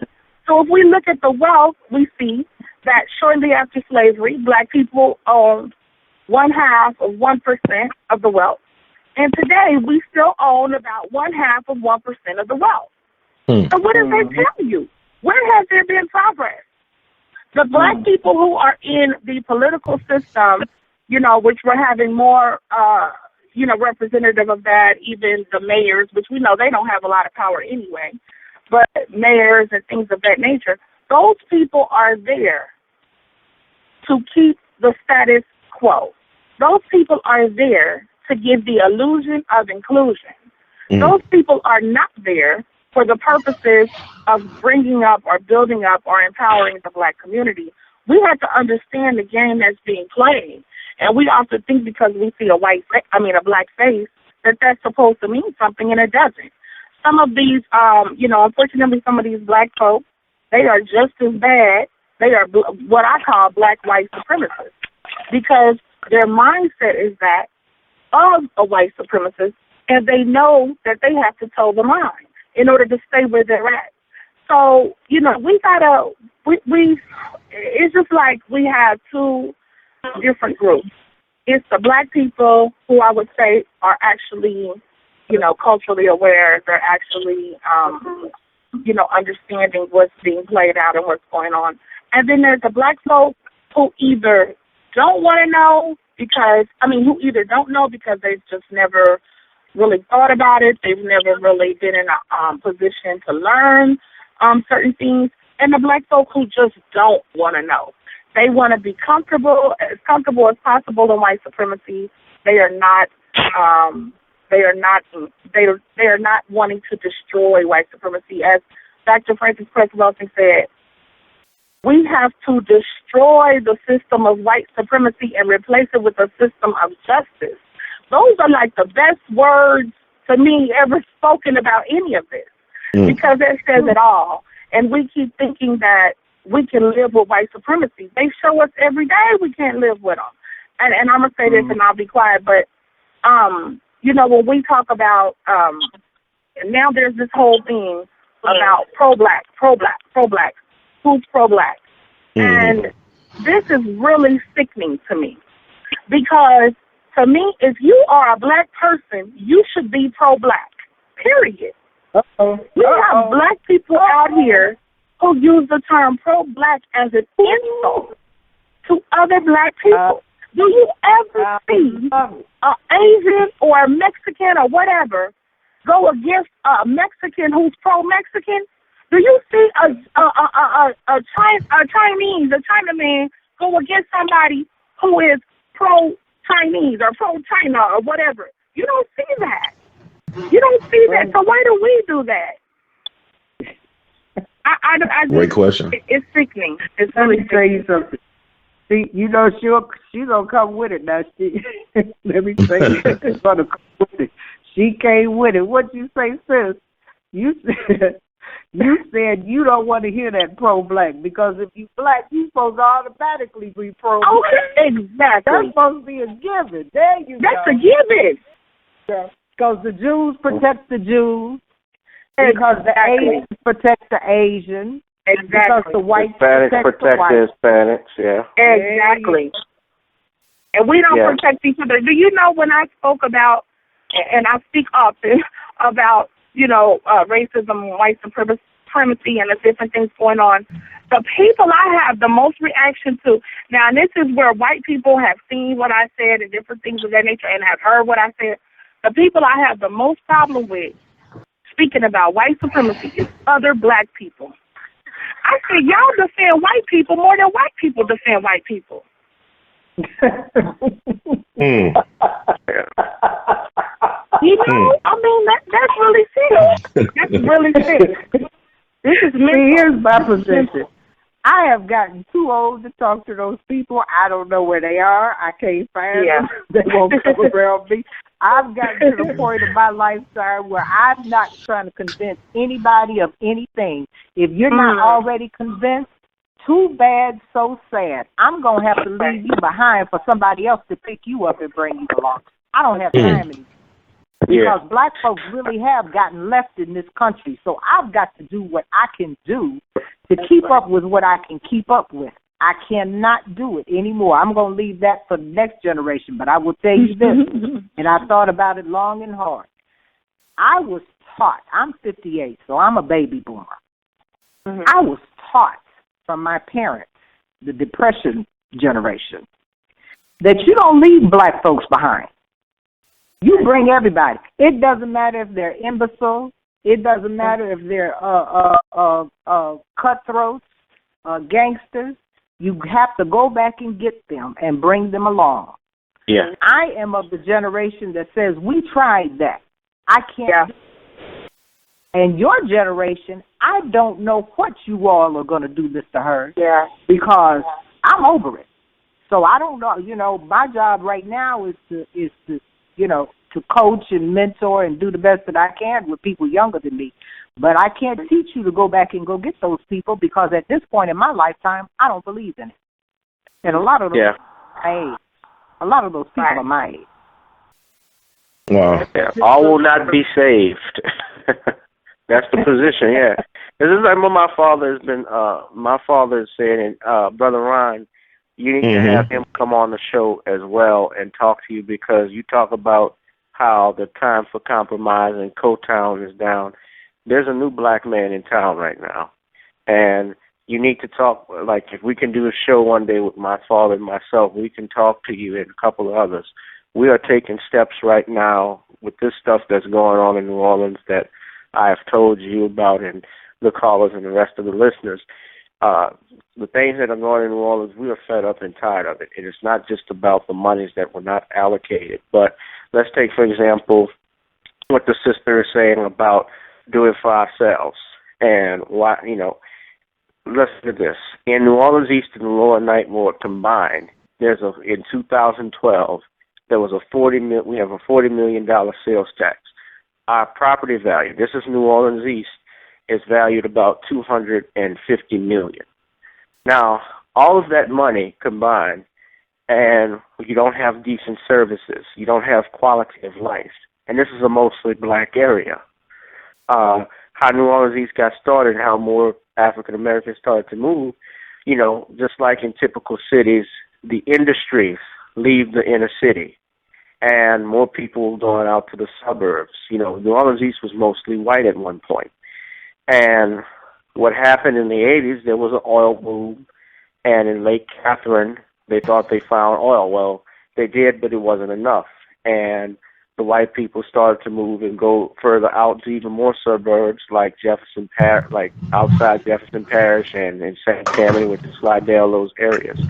Well, black people started to move into these areas. As we move into these areas, I noticed one by one, and I grew up in this area, all of the services started to leave. The mall started to go downhill. The hospital started to go downhill. The movie theater, everything started to leave. So, but we did nothing at that time. Now, I was a kid when all of that was going on. So now, you know, I live in Baton Rouge, and when I was telling y'all about visiting Katrina, visiting my home in New Orleans East, and how there are places that still look like the storm just passed over there, it's hard for me to even go back knowing that we're going to have the same type of mentality and the same type of stuff that we've been dealing with and complaining about for centuries and decades. So one of the things that we've planned, and I guess I can't go into too great of detail about it, we want to form our own city and separate from the city of New Orleans. And I can't go into too much great detail about it because I don't have the information in front of me. But if you would like to have me, my father, and a couple of others that can come on the show and talk with you, because we've talked about it before locally in New Orleans. You know, we want to talk about it abroad as well on your show. We have the resources. We have the information. It's time. It's time to we have to build for ourselves, like I told you. The biggest wealth control, what runs this country, as the sister was saying, is capitalism. We need to learn how to build wealth. Every black person should learn to own their own business. There's nothing wrong with working with other people, and you know, but you need to have your own business. If you look at Ron, and I'm gonna stop after this. If you look at back when we were kids, growing up, you had shows like Soul Train, and you know, a show like that. You know, Don Cornelius owned the rights to his own show. Flip Wilson owned the rights to his own show. That's right. Barry Gordy owned Motown, but then he sold it. BT was owned by black folks, but then they sold it, and so forth. We don't control, and Ebony, I believe, is owned by Chase Bank now, or at least part of it. So the biggest problem that we have is that, you know, yes, that's a great, don't hold on to wealth and pass it on to our future generations. Now, I'm sure Bob Johnson has money. He's going to put enough money. His great-great-great-grandchildren are going to be taken care of. But that leaves all of us out in the dark, too, because we don't have a network where we can tell our own stories. That's why when you watch the CNN and the Fox News and the MSNBCs, they have a certain narrative that agenda that they want to reach out to the American people about what they think of black people. We don't control the networks. We don't control anything, and we need to start doing that. And we're taking that chance right now with forming our own city. And I would love for you to have us on the show, another show, to talk about it. Well, I just want to say this as well. I think I applaud you all for taking that initiative, because black folks have done that many times throughout the history of this country, where we have formed our own cities or towns. Like I think about Bound Bayou in Mississippi, in the Mississippi Delta, a very historic town. A lot of Isaiah Montgomery, one of the oldest black towns in the country. Or you think about Rosewood or Tulsa, or you even think about Wilmington back in 1898 when they had the Wilmington race riots.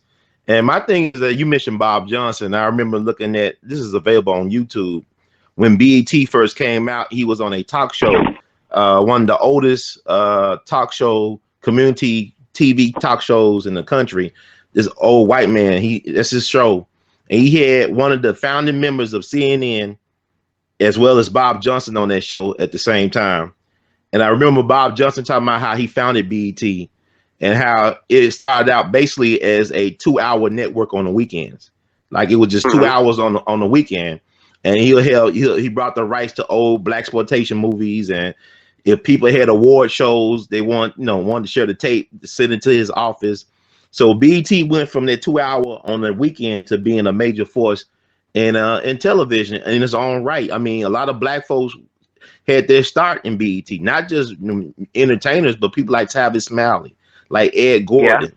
Yeah. You had Teen Summit. You had a lot of different people in front of the camera as well as behind the scenes get their start at BET. I remember I talked to Sam Pollard, one of the best, editors in the film genre. He did the blues documentary for Martin Scorsese, but he started out with a brother on Eyes on the Prize, the Eyes on the Prize documentary series back in the day.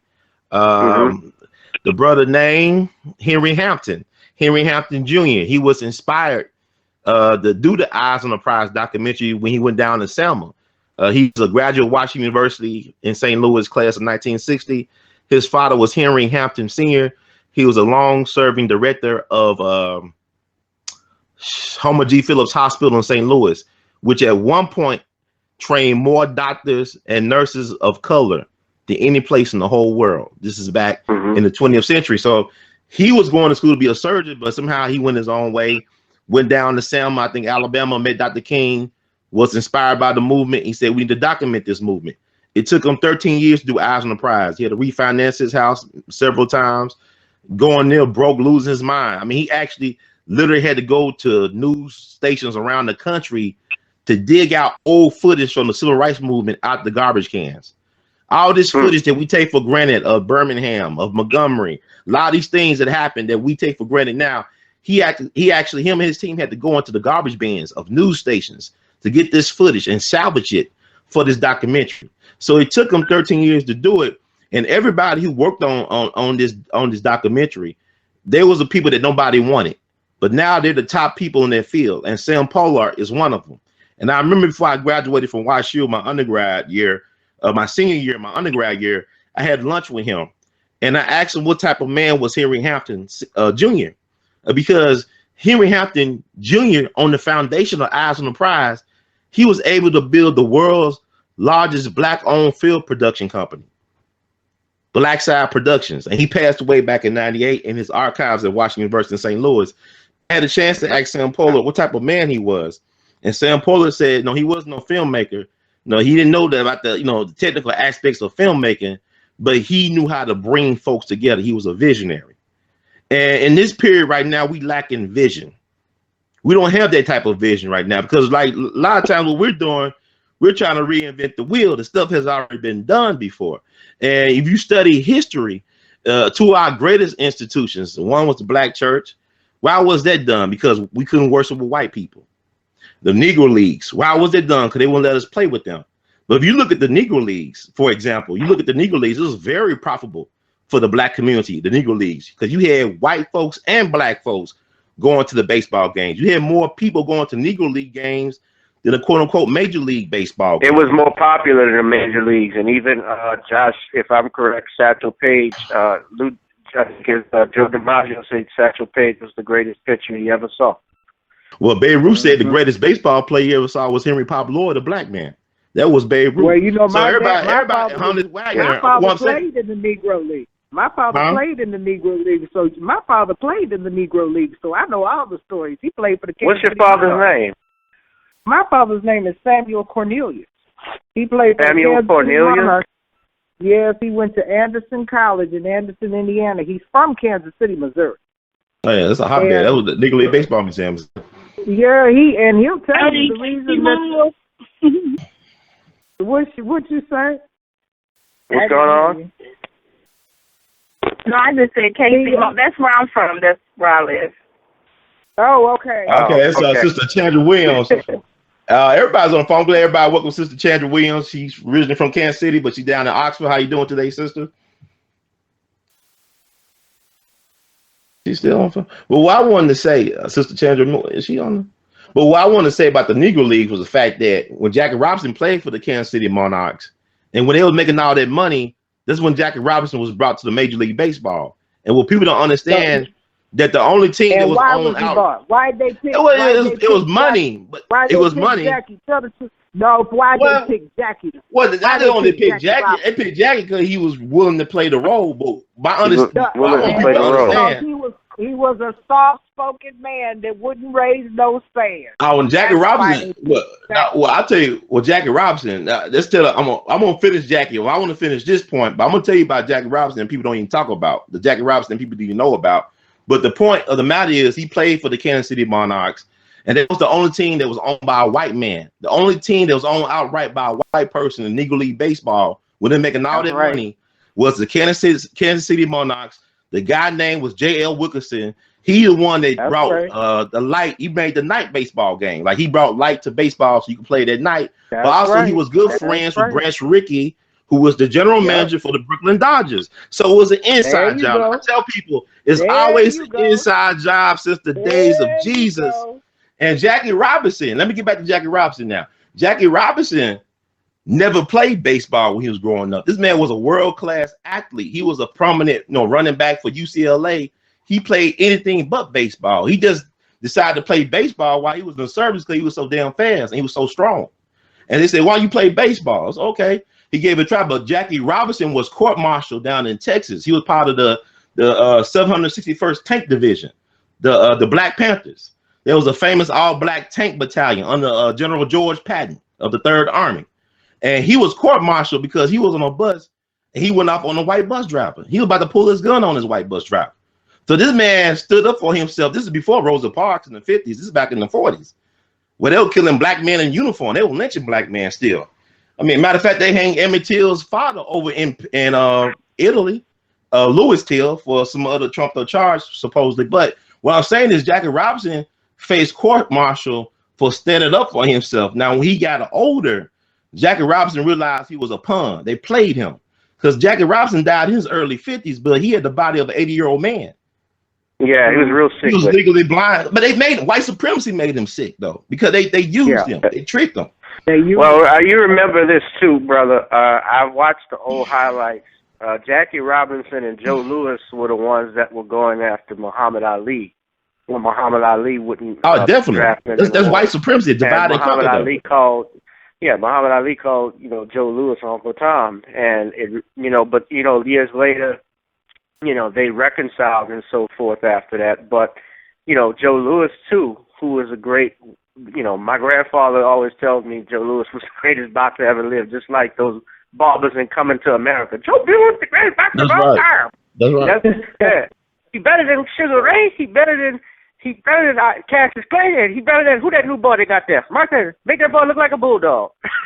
That's right. Joe Louis too. But that's what the game does. Joe Louis. He held the title longer than anybody, did so much for this country, and he had to face income tax invasion by the United States government. And to the point it was so embarrassing, they would actually, when he would finish, like refereeing a boxing fight, when he retired, the IRS would come in there and take his money right out of his hand. That's what they would do. Yeah.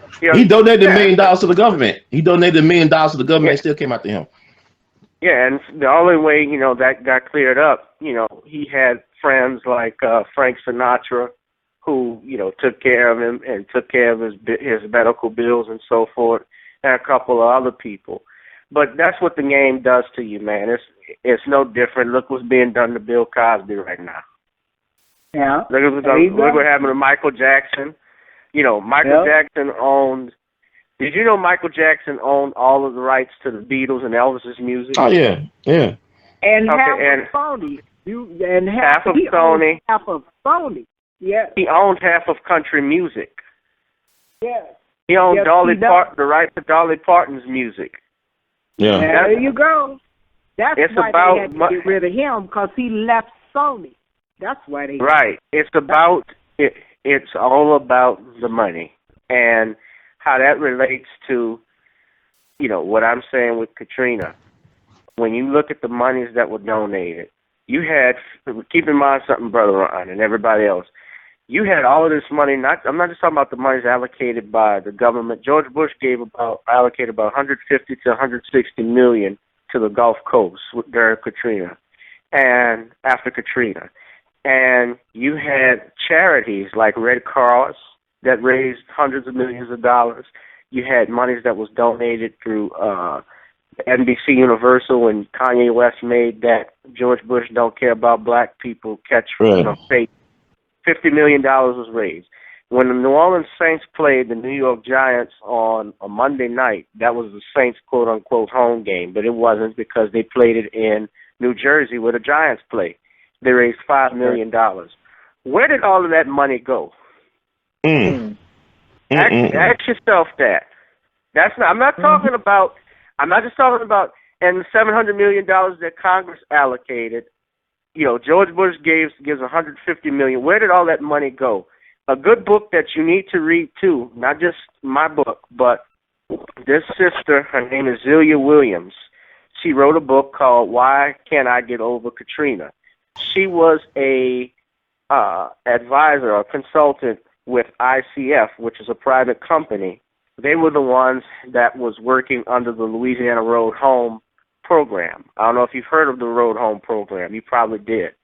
But that program basically was the ones that Kathleen Blanco and the state set up, in which they could give money for people from the storm. And if they didn't have the monies to rebuild their house, they could buy them out. But it was a big Ponzi scheme. And what they would do was they looked at the pre-Katrina value of a home. Let's say a home is owned by a black family, and they looked at the zip code that you're in. So, like, the zip code that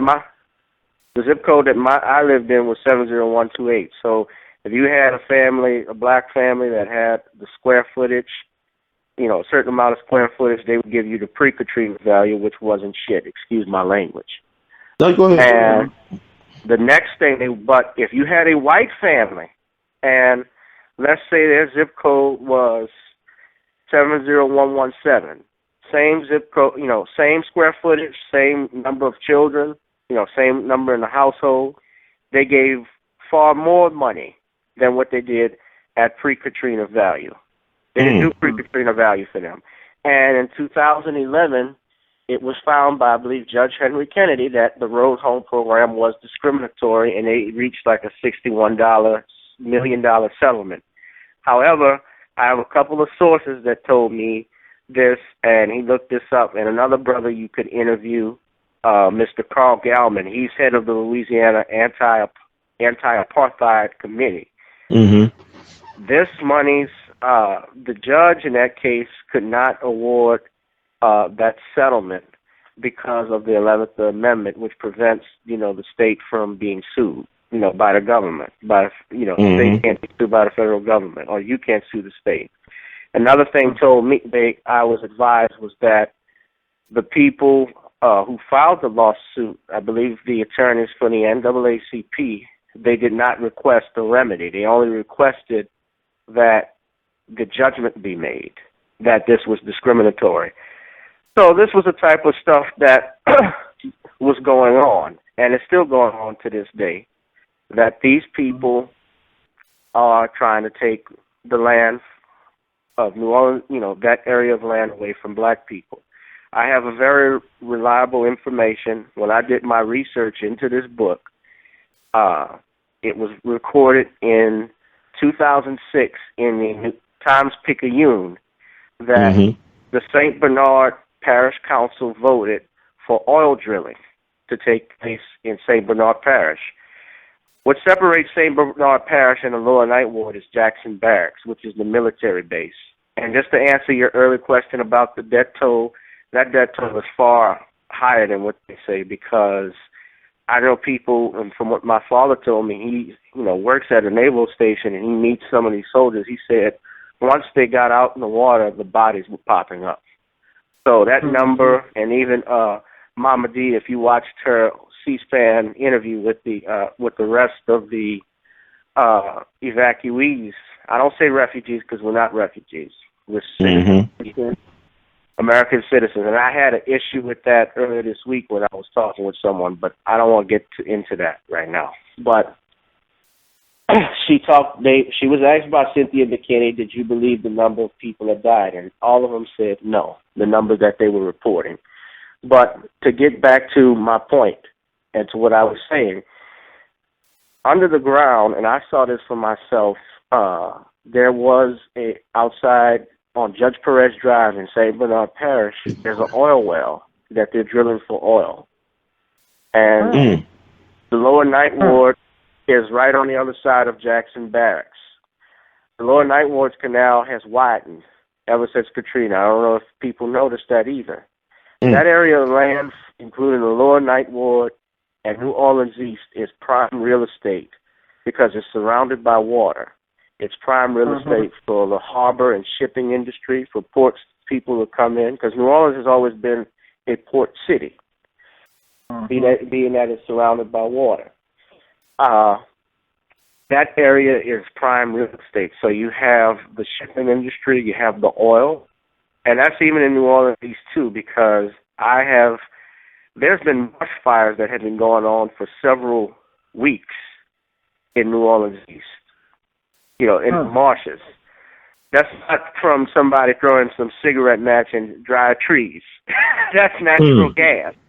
That's natural gas coming. In fact, and in fact, when I tried to go to the National Geographic, the United States Geographic website, I was looking at information, and they talked about, and they have these maps of mineral resources and hotspots, and they had them in dots. And when I took a look at the map, and I saw this with my own eyes, that area of New Orleans, like where New Orleans East would be, where I live, that was in one of those areas, those designated spots. When I tried to go back and put up this information, you know what happened? I couldn't find it. Wow. I couldn't find it. So this is what we got going on, and this is why it's important for us, and, you know, what we're trying to do is separate. But, brother, I got to run, but I want to, for a minute, but I got to thank you for having me on your show, and it's great to talk to everyone. And if you could give those two sisters my information, if you could give them my information so that way they can call me, and we could all stay in touch, and I'll do whatever I can help them. Definitely, brother. We sure appreciate that. Yeah, brother Rashad, I text Sister Barnett the information, and I want to applaud you and your father and your people for doing that move to try to create a new town. Because there's another town I didn't mention was called Howardville up in Missouri, or I call it Missouri. And Howardville was founded by Travis Howard, who was the father of Elston Howard, who was the first black New York Yankee. He's a 12-time All-Star, 2-time Gold Glove, and 1-time American League MVP. So he came out of an all-black town. And also our sister, like Zornell Hurston, Edenville, Florida, and A. Philip Randolph, they all came from all-black towns. So it's something to be said about that. Or black power towns, or, you know, black empowered towns. So how can we get a copy of your book? And tell people the name of your book and how can we get a copy? What is the name of the book? Yeah, what's the name of the book? Yes, ma'am. The name of the book is Katrina, Eyes Have Not Seen, Ears Have Not Heard. You can get a copy of it on Amazon.com. You get it on BarnesandNobles.com and AuthorHouse.com, which was the self-publishing company that I went through. I have been thinking about doing a follow-up, but Brother Ryan, writing a book takes, and I say this to your listeners and to the callers, it takes a lot of discipline, a lot of time. I started this book when I was 19, and I finished it by the time I was 22, officially in 2008. And my mother and my father, they all helped me pitch this, you know, and I thank all of the people from Mama D, who I interviewed, to Brother Dick Gregory, to Minister Willie Muhammad in the Nation of Islam, Irvin Jones, who's my friend, he's deceased, you know, God bless him, but God bless his family, and Clothiel Mack, and Count Viola Plummer, who was actually one of the victims walking across the Crescent City connection and was stopped by the racist redneck police. All of that, you know, I interviewed all of those people, and to sit there and talk with them for hours. And Malik Rahim, and if I can't name all of them, but it's my head, it's not my heart. It took a long time just to sit there and listen and to not cry. It's hard. To hear those stories. It was difficult, and sitting up, you know, long nights. You know, sometimes I'm talking about 3 o'clock in the morning, finishing a page, in a few pages, finishing a chapter, and then getting up to go to school. You know, I had to do all of that, but it was worth it. And, you know, and so I wanted to write this book so that people could know the truth. And, you know, there are other books on Hurricane Katrina, including the lady's book, who I mentioned, Ms. Williams' book. You know, Brother Michael Eric Dyson, Come Hell or High Water, he wrote an excellent book. Also, there are a couple of others, but the real hurricane that destroyed New Orleans wasn't Katrina. The real hurricane was the United States, the government, FEMA, and these private individuals that are trying to steal this land and continue to do this. Don't be fooled because you see a parade on Canal Street that New Orleans is up and running. Don't be fooled because you saw Barack Obama in the lower Ninth Ward that the Ninth Ward is up and running. That was a certain section that the president was in, and he was not allowed, because of course through time, and so they pre-plan where they meet and where he's supposed to go. There's only a certain section he can visit, but I know he's well aware of the problems that New Orleans East and Lower Ninth Ward areas have faced, because he talked about it, but we don't get any action from it. He basically he said the same thing he did when he visited for the 5th anniversary. So I wasn't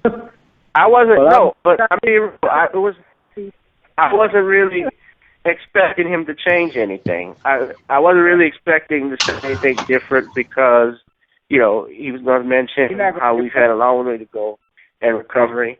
And I was taken aback though by the fact that during his speech, did you all get to watch CNN when he gave that speech? No. I was kind of taken aback. Did he sing? Did he sing "Old Man River" or something? No, but he did mention. But he did mention the fact that everyone has the freedom to marry now. So what that had to do with Katrina recovery, I don't know. Well, why he would mention that? Because he got last minute money and stuff to get together for Hillary, and now for Biden, and so that's a camouflage. That's a camouflage. Well, still distracted. Well, still that was to me it was inappropriate time to even mention that. It's about the people in New Orleans. He's a highly inappropriate person, and you don't want me to get on my soapbox about that, so I'm not going to say anything else about that. But you got everything that he had to give. That's what you got. So you see what it's. Well, I didn't have. Well, that's a whole nother get down. But I didn't have too much high hopes when he got in. I he was gonna. I knew, especially what we dealt with Bush and so forth, how bad that was. But yeah, I think Ralph Nader even said this. He said, "Be prepared to be very disappointed with Obama." And I can't say that, he has done a few good things, but I can't say all of them have been great, and it hasn't. Well, I'm gonna ask anybody this. I mean, why do people care about who's president? I mean, the power is not with the president. The power, really, if you want to be honest about it, if you really want to be powerful, it starts at the bottom. It's who's on the school board, who's the alderman or a city council person, who's in city hall. That's where the real power is at. Is at the state and local level. It's not at the federal level like that. As you saw with Katrina, look, like even you said at Katrina, the local government was stopped on black folks for marching over to Gretna. It was the local police department. It was the local citizenry, the local mayor that stopped on black folks who was dehydrated and starving, like you said in your book, in your wonderful book, from marching into Gretna, from getting to New Algiers. It was the local people that did that, and the federal government didn't do a damn thing. It was the local people that killed Emmett Till. It was the sheriff department that killed Swerner, Cheney, and Goodman down there in Philadelphia in Neshoba County, and the federal government didn't do a damn thing. It was the local people who race rioted Wilmington, North Carolina back in 1898, and the governor knew about it, and the White House knew about it, and the federal government didn't do a damn thing. The FBI didn't do a damn thing. What's the federal government going to do? All the power was local. It's all local. Mm-hmm. Well, why black folks are praying? Come on now. I think in some respects that you're right. That's where the rubber, meets the road, and I think everybody should know that, and that's where your vote really does count. The other, and your hand in what goes on in your neighborhood is very important. But the other part about it is, people don't understand what the office of the presidency is for in this country. We're not talking about internationally. We're just talking about in this country. One of the jobs of the president, part of his management position is supposed to be, because presidents are managers, nothing more than that. That's exactly right. Is to set the tone. So when they come into office, there's supposed to be a particular tone that's supposed to be set, okay? And the tone was never set for us. It wasn't set with Bush. Bush did some things he didn't do. After Katrina, it was a wrap for black folks in this country, and of course Bush was he was inept. Let's just put it that way. He was inept in a lot of ways, and even Republicans wanted Bush out. Truth to tell, they couldn't wait for him to go, and they were happy to see Obama. But Obama, you know, he came out of the Daily Machine, out of Chicago. He's a politician, nothing more, nothing less. But he's also the first president in my lifetime, and I've said this before, with no black agenda. Now, I'm not saying the rest of them had a good black agenda. I'm not saying that, but I'm saying they had one. He's the first president that didn't have one, and that's very, very telling. So he set no tone. He had a gay agenda, though. One more thing. When they were on Capitol Hill and Congressional Black Caucus came out there and protested something on the steps of the Capitol, congressional steps out there in Washington, D.C., and then white boys and congressmen, white boys came out there and spit on him and talked about him and called him nigger and stuff like that. Not a word was said from the White House. He should have immediately left his building, gone over there to Rayburn, and went up there on that floor and cussed them folks out. And he could have done that in private. It didn't even have to go public. But he failed to do so. And when I saw that happen, when you spit on people like John Lewis, who fought for this country and took blows for this country, for black folks, and you allow that to happen, but you want to put a medal around his neck at the same time, you're a snake in the grass, and that means I can't trust you. When did this happen? Oh, this was probably his second first or second year in office. Somebody spat on John Lewis. Oh yeah, you didn't know that? They were in the congressional. Oh yeah, because they came out there to protest all the nasty slurs and things that was happening in the country behind the president. They weren't going to have it. And they came out there on the steps. It was a big thing on the news. They came out there. If I could really just sit down and think about who was out there, I could just tell you they came out the Rayburn building. I had never seen anything like it. Well, they came out something? the Rayburn building and got spit on. You know something, and I got to run. I'm just say this for a quick couple minutes. When I knew things were going downhill the minute, I don't know if you remember this, but you remember back in 2009, Obama just got into office, and his best friend, Henry Louis, got arrested for breaking into his own house. And what did Obama went off on it, but then a couple of days later, he apologized to the cop and had a beer with him. Now, when has the President of the United States ever had to apologize to a low-level punk cop at a university? That's right. That tells me everything I need to know about who runs the show. Same thing when that congressman got up and called him a liar. I've never seen the president. Yeah, and so he called the president he called the president a liar while he's giving his State of the Union. I've never seen. That's never happened. Never happened with Bush. Never happened with Johnson. Never happened. And that was say nothing. And that was Dylan Roof's representative in Congress. This Dylan Roof, the one who shot them 9 black folks up in Mother Emanuel in Charleston. That was his representative in Congress, Joe Wilson. Yeah, that said that, and that's where the Civil War started in South Carolina. And that was Preston Brooks, the guy who beat the shit out of Charles Sumner on the Senate floor and almost killed him. Charles Sumner, one of the radical Republicans, the senator from Massachusetts. Preston Brooks beat the shit out of him with a cane, with a thick wooden cane. He was from South Carolina. Andrew Jackson, Mr. Trail of Tears, is from South Carolina. So in South Carolina, one of the 13 colonies, one of the original 13 colonies, and 40% of enslaved Africans came through South Carolina. See, the problem is we playing games here. Y'all still want to beg the devil for mercy. The devil gonna keep on giving you more pain. You can't give something they can't give you. You trying to ask them for stuff they can't give. Right. You're not gonna get no justice. You're not gonna get no reparation. Yeah, Malcolm X said it best. He said that if you're begging somebody for rights, then you've already lost. You got to take your freedom. Malcolm X said you got to take your freedom. Yeah. You got to take your freedom. Everybody, I enjoyed everything. Thank y'all so much. And I'll be in touch. Almost definitely. And like I said earlier, keep the faith and keep everyone in prayers. And brother, I hope you keep in touch with me because I would like to do a show about that with my people, if that's okay in the future.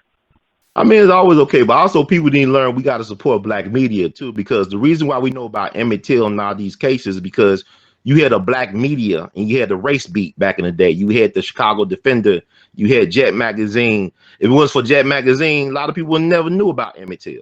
of the Pittsburgh Courier. So we got to have independent black media. We go back to the Freedom Journal. We go back to the Freedom Journal. But every leader, New Orleans Tribune, yeah. But every leadership, Marcus Garvey, Frederick Douglass, David Walker, go to the Appeal. David Walker, they all talking about some manifesto. That's the best manifesto ever fucking written in America. David Walker's Appeal. Read that, man. That's a real manifesto, and got them killed. So what I'm saying is, we got to support the folks that help control our narrative and tell our stories, and that's what's lacking in this.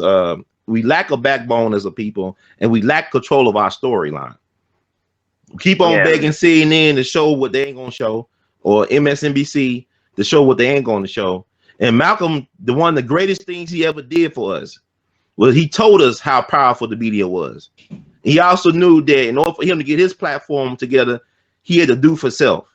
And that's what we got to start doing. So, brother, I want to thank you in the words of the great Duke Ellington. We love you madly, and keep on producing and pushing. And we'll see you. Look for me in the whirlwind. I'll look for you in the whirlwind, in the words of Garvey. All that good stuff. Gotcha. All right.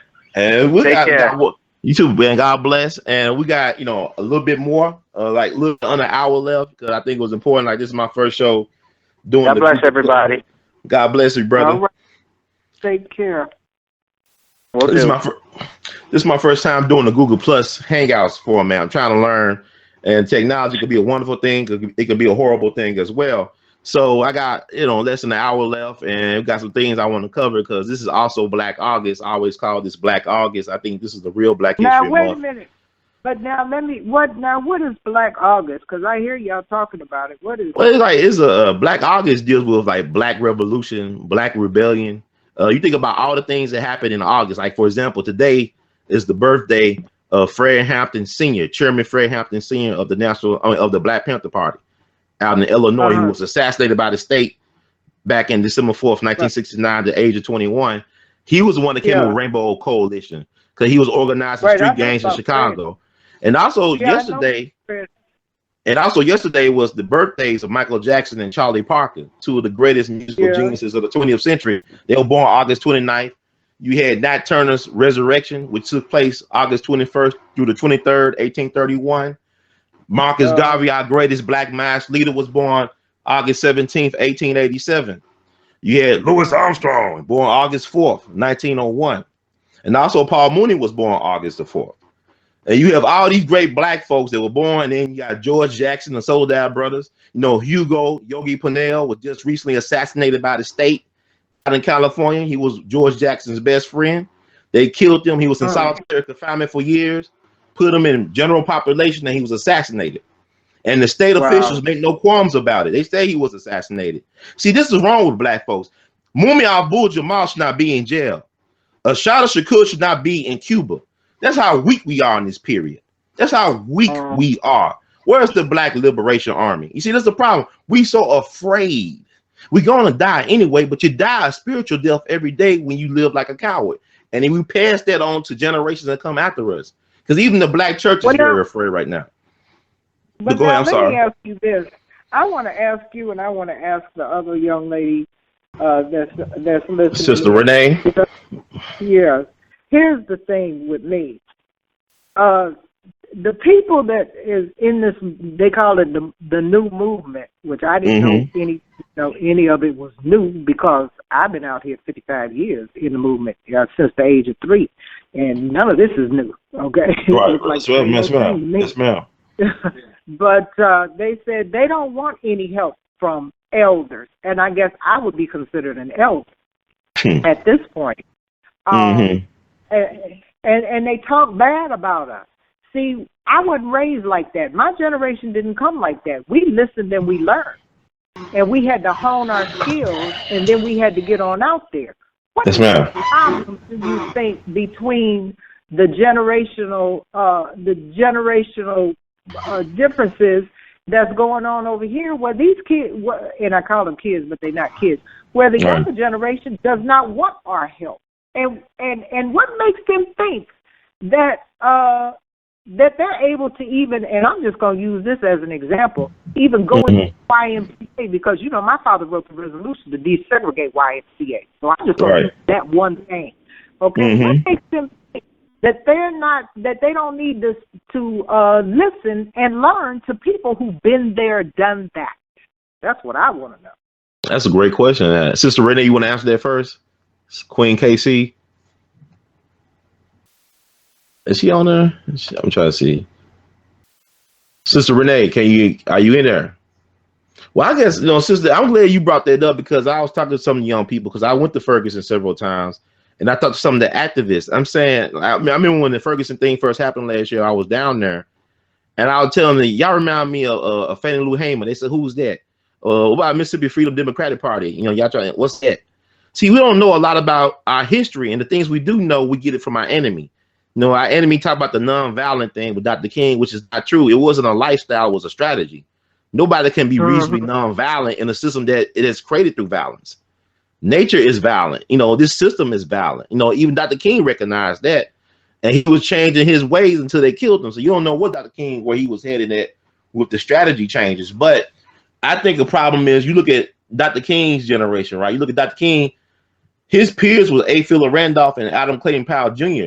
These guys were old enough to be his fathers, but they respected him as a peer. Same thing with Benjamin Franklin and Thomas Jefferson and John Adams. Benjamin Franklin was way older than Thomas Jefferson and John Adams, but he was respected as peers because you cannot have a successful revolution of any type without without intergenerational collaboration. And the powers that be understood that because white power, its basis is divide and conquer. Black power is unity and solidarity. And as long as they keep us divided and conquered, white power will always win. And our people have no knowledge of self. That's the problem. When you talk about education, when the sister talking about, white supremacy and the education, what we get in our school systems and what we get through, getting positions and titles, this is not an education. This is indoctrination. This is assimilation. Because to get a true education is to get knowledge of self and to have power in who you are, knowing where you came from and who you are today and where you can go tomorrow. We lack knowledge of self. And that's why the young people act the way they do. It's like, even when older people blame the young people, it's like, if you in the NFL, you don't blame the rookie for the Redskins. The rookie is not responsible for what's going on with the Redskins. They got to learn the system. It's on the veterans and it's on the league, the culture league, but it's not the young people's fault. And sometimes I hear some older people, they blame the young people for everything, but they learn from adults how to act in the system. It's like when the brother talked about McKinney, Texas, and one of the fathers of the teenagers who was assaulted by the police at their pool party, he said the only reason he found out what happened to his daughter was by looking at his timeline on Facebook. Now you got to ask yourself, how many times did that happen? And the kids just accept that as being normal because how they saw their parents respond or react in this system. And that's the issue. We're not saying that. I mean, like I said, where has the victory been? Like we keep on celebrating these hollow victories, these like the Selma Bridge and the Voting Rights Act. All this stuff, whatever they give us, they take away. It's a God complex with white supremacy. Whatever they gave us, they take away, and then they replace with something else. And while we got our head turned looking at a bridge and crossing the bridge, they over there checking your zip code because when he talks about the zip code, this was something that I learned when I was in my 20s because I was taught that. You see what I'm saying? That. Yes, ma'am. I understand that everybody didn't come up the same way I did. I get that. Mm-hmm. I really do. I get that. But the other part about it, because I lived in a household where black was highly represented in my home that I grew up with. The art was black. The friends were black. I was in a totally white environment, but my home life was totally black. So there was a clear distinction of who I was. I was never confused about who I was, okay? And I'm a little bit fair-skinned, and I remember saying to my father, this was, I was much, much younger. I was in my preteen. And I said, well, I must be adopted because I'm not the same color as y'all. He said, if you don't know what color you are, go look in the mirror. And I'd stand in the mirror. This is a true story. I'd stand in the mirror and just look, didn't understand what he was talking about. I'd go back and I'd say, well, I'm still not part of this family because I'm not the same color.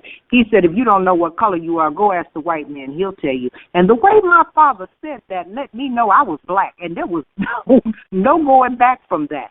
You understand what I'm saying? And that I had a duty and an obligation inside of that. And I think that's being lost on this generation. We have a duty as a black person in this country to move black people ahead. It ought to be a given, just like that young lady said. Yes. People walking around talking about they're pro-black. That should be automatic. It should be automatic. Now, see, sisters like that, I can deal with that because she's coming from the same place I'm coming from. I can't understand some of the people that say, well, this is the new movement. We don't want to hear from no elders. The elders are getting on our nerves. Elders are doing this. I have not offered myself to those people in any way, shape, or form because they have told me in no uncertain words, not directly, but they have said in no uncertain words, they don't want to have the knowledge that I have. And I have a wealth of information and knowledge on how to get over. I could have told them Black Lives Matter before they went to go see Hillary what you needed to do. I could have told them that in one conversation and busted out some paperwork to give them. You understand what I'm saying? I hear you, sis. That's lost on them. And they think that they did something. And Hillary so much has told them.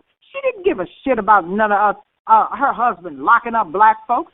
She brushed that thing up under the rug so fast and quick. She said he apologized for that, and he doesn't believe it anymore, and she moved on. So it's time for black folks to move on. You're still talking about it. White folks still forgot about it. They ain't talking about what happened in the past.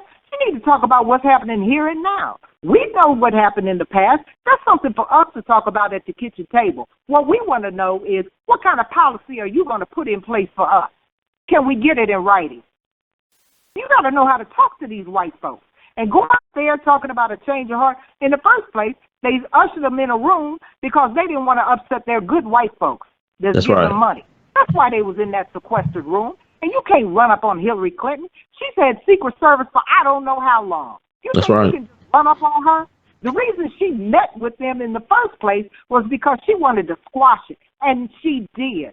She don't have to say nothing else to black folks no more. They had a golden opportunity to change something, and they missed it.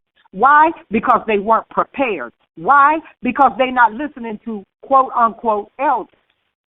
You know, that's a great point. You run up there with that mess that you talking about a change of heart, and I really want to finish the question. In the meantime, she's signaling her people to get these niggas up out the room. Did you see it?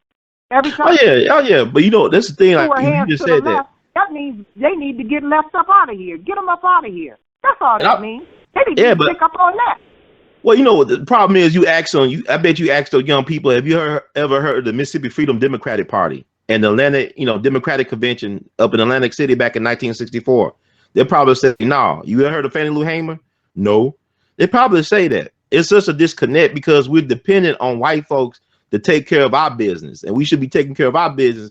And the problem with black people that we're always treated in an infantile manner, regardless how young or old we are in this system, because there's a lack of self-respect. And like you said, the way they approached that was from a lack of self-respect. You don't beg your enemy. You can't beg the devil for mercy. We approach it. We're not approaching this from a position of strength. And like, they don't want to hear it. And that's why they're making the same mistakes that some of the other folks did 50 years ago. Well, Julian Bond, the late, great Julian Bond, talked about how when you was in SNCC, we didn't trust anybody over the age of 30. That little joke they had. But once you get old and stuff and older, my thing is, like, when you're young, you make a lot of mistakes because of youthful whatever, your youthful nature. And if you can survive those mistakes, you might get some wisdom and insight. But what they're doing, they are basically like when I saw their signs, they tell me my blackness is not a weapon. You so lost because you joined the army and kill folks all over the world for white supremacy and imperialism. And yet when it comes to your own salvation and your own liberation, your blackness is useless for you. And that Black Lives Matter thing is a way to make white folks feel, do we matter? It's like, you don't know. You asking a question really. It's not really a hashtag more so than it is a question. Black Lives Matter? Because you don't believe you matter. I couldn't get past that hands up, don't shoot. All you did was silly. With your hands up and make yourself a bigger target. That's all you did. Don't you know you can't shoot a running target? You can't shoot at something that keeps moving. Why are you standing there with your hands up? All you're doing is saying, go ahead. Or laying in the traffic, right? Or lying down in traffic. Man, there ain't no way I'm going to lay up in the ground and wait for somebody to run over me. I'm not getting ready to do it, and I'm not walking around with my hands up. And I don't know anybody in the movement that did that. King didn't even do it. And he, like you said, his nonviolence was a strategy. And it was no lifestyle. Where we needed to be. But there was other people out there that were strategists, and they were violent. Okay? Yeah. And it was the violence that got his stuff done, right? It was the watch riots and stuff that got legislation. Well too. That's right. It worked. It was the violence. And if we can't figure out how, if I'm gonna tell you something. After May of 2016, do you hear what I'm telling you? Yes, ma'am. Now watch it now. After May of 2016, you know why I said May? Why? Because after that, everybody's going on vacation again. Okay, they ain't got to be bothered with you in a little while. They coming back in September, towards about the 19th, 20th, somewhere around there in September, and they got to work real hard because, see, they've been out here raising this money for their political candidates and all that kind of stuff because they got to get these favors and they got to get voted back in if they have an election coming up and all that kind of stuff. So they're busy now. So when they come back and hit that hill, they're going to hit the ground running. They going to listen to what black folks are saying as long as it's on mainstream media. You hear what I'm telling you? I hear you, sister. And come May, after the weather breaks, because people don't do all that killing and shooting and shit during the wintertime because it's too cold. Ain't nobody going out there doing that. You understand what I'm saying? Everybody lay low in the wintertime. Round about spring, when it start getting nice and black folks starting getting fidgety again, they going to tell you, y'all got freedom now. That's right. They're going to start dealing. Why? And I said it. Wasn't it this time last year in August that we was all sitting around the television waiting on Obama to come with the word about the immigration plan? And this is the truth. I was in Alexandria, Virginia, or Arlington, Virginia. And I had just left Capitol Hill, and I was eating dinner at the hotel.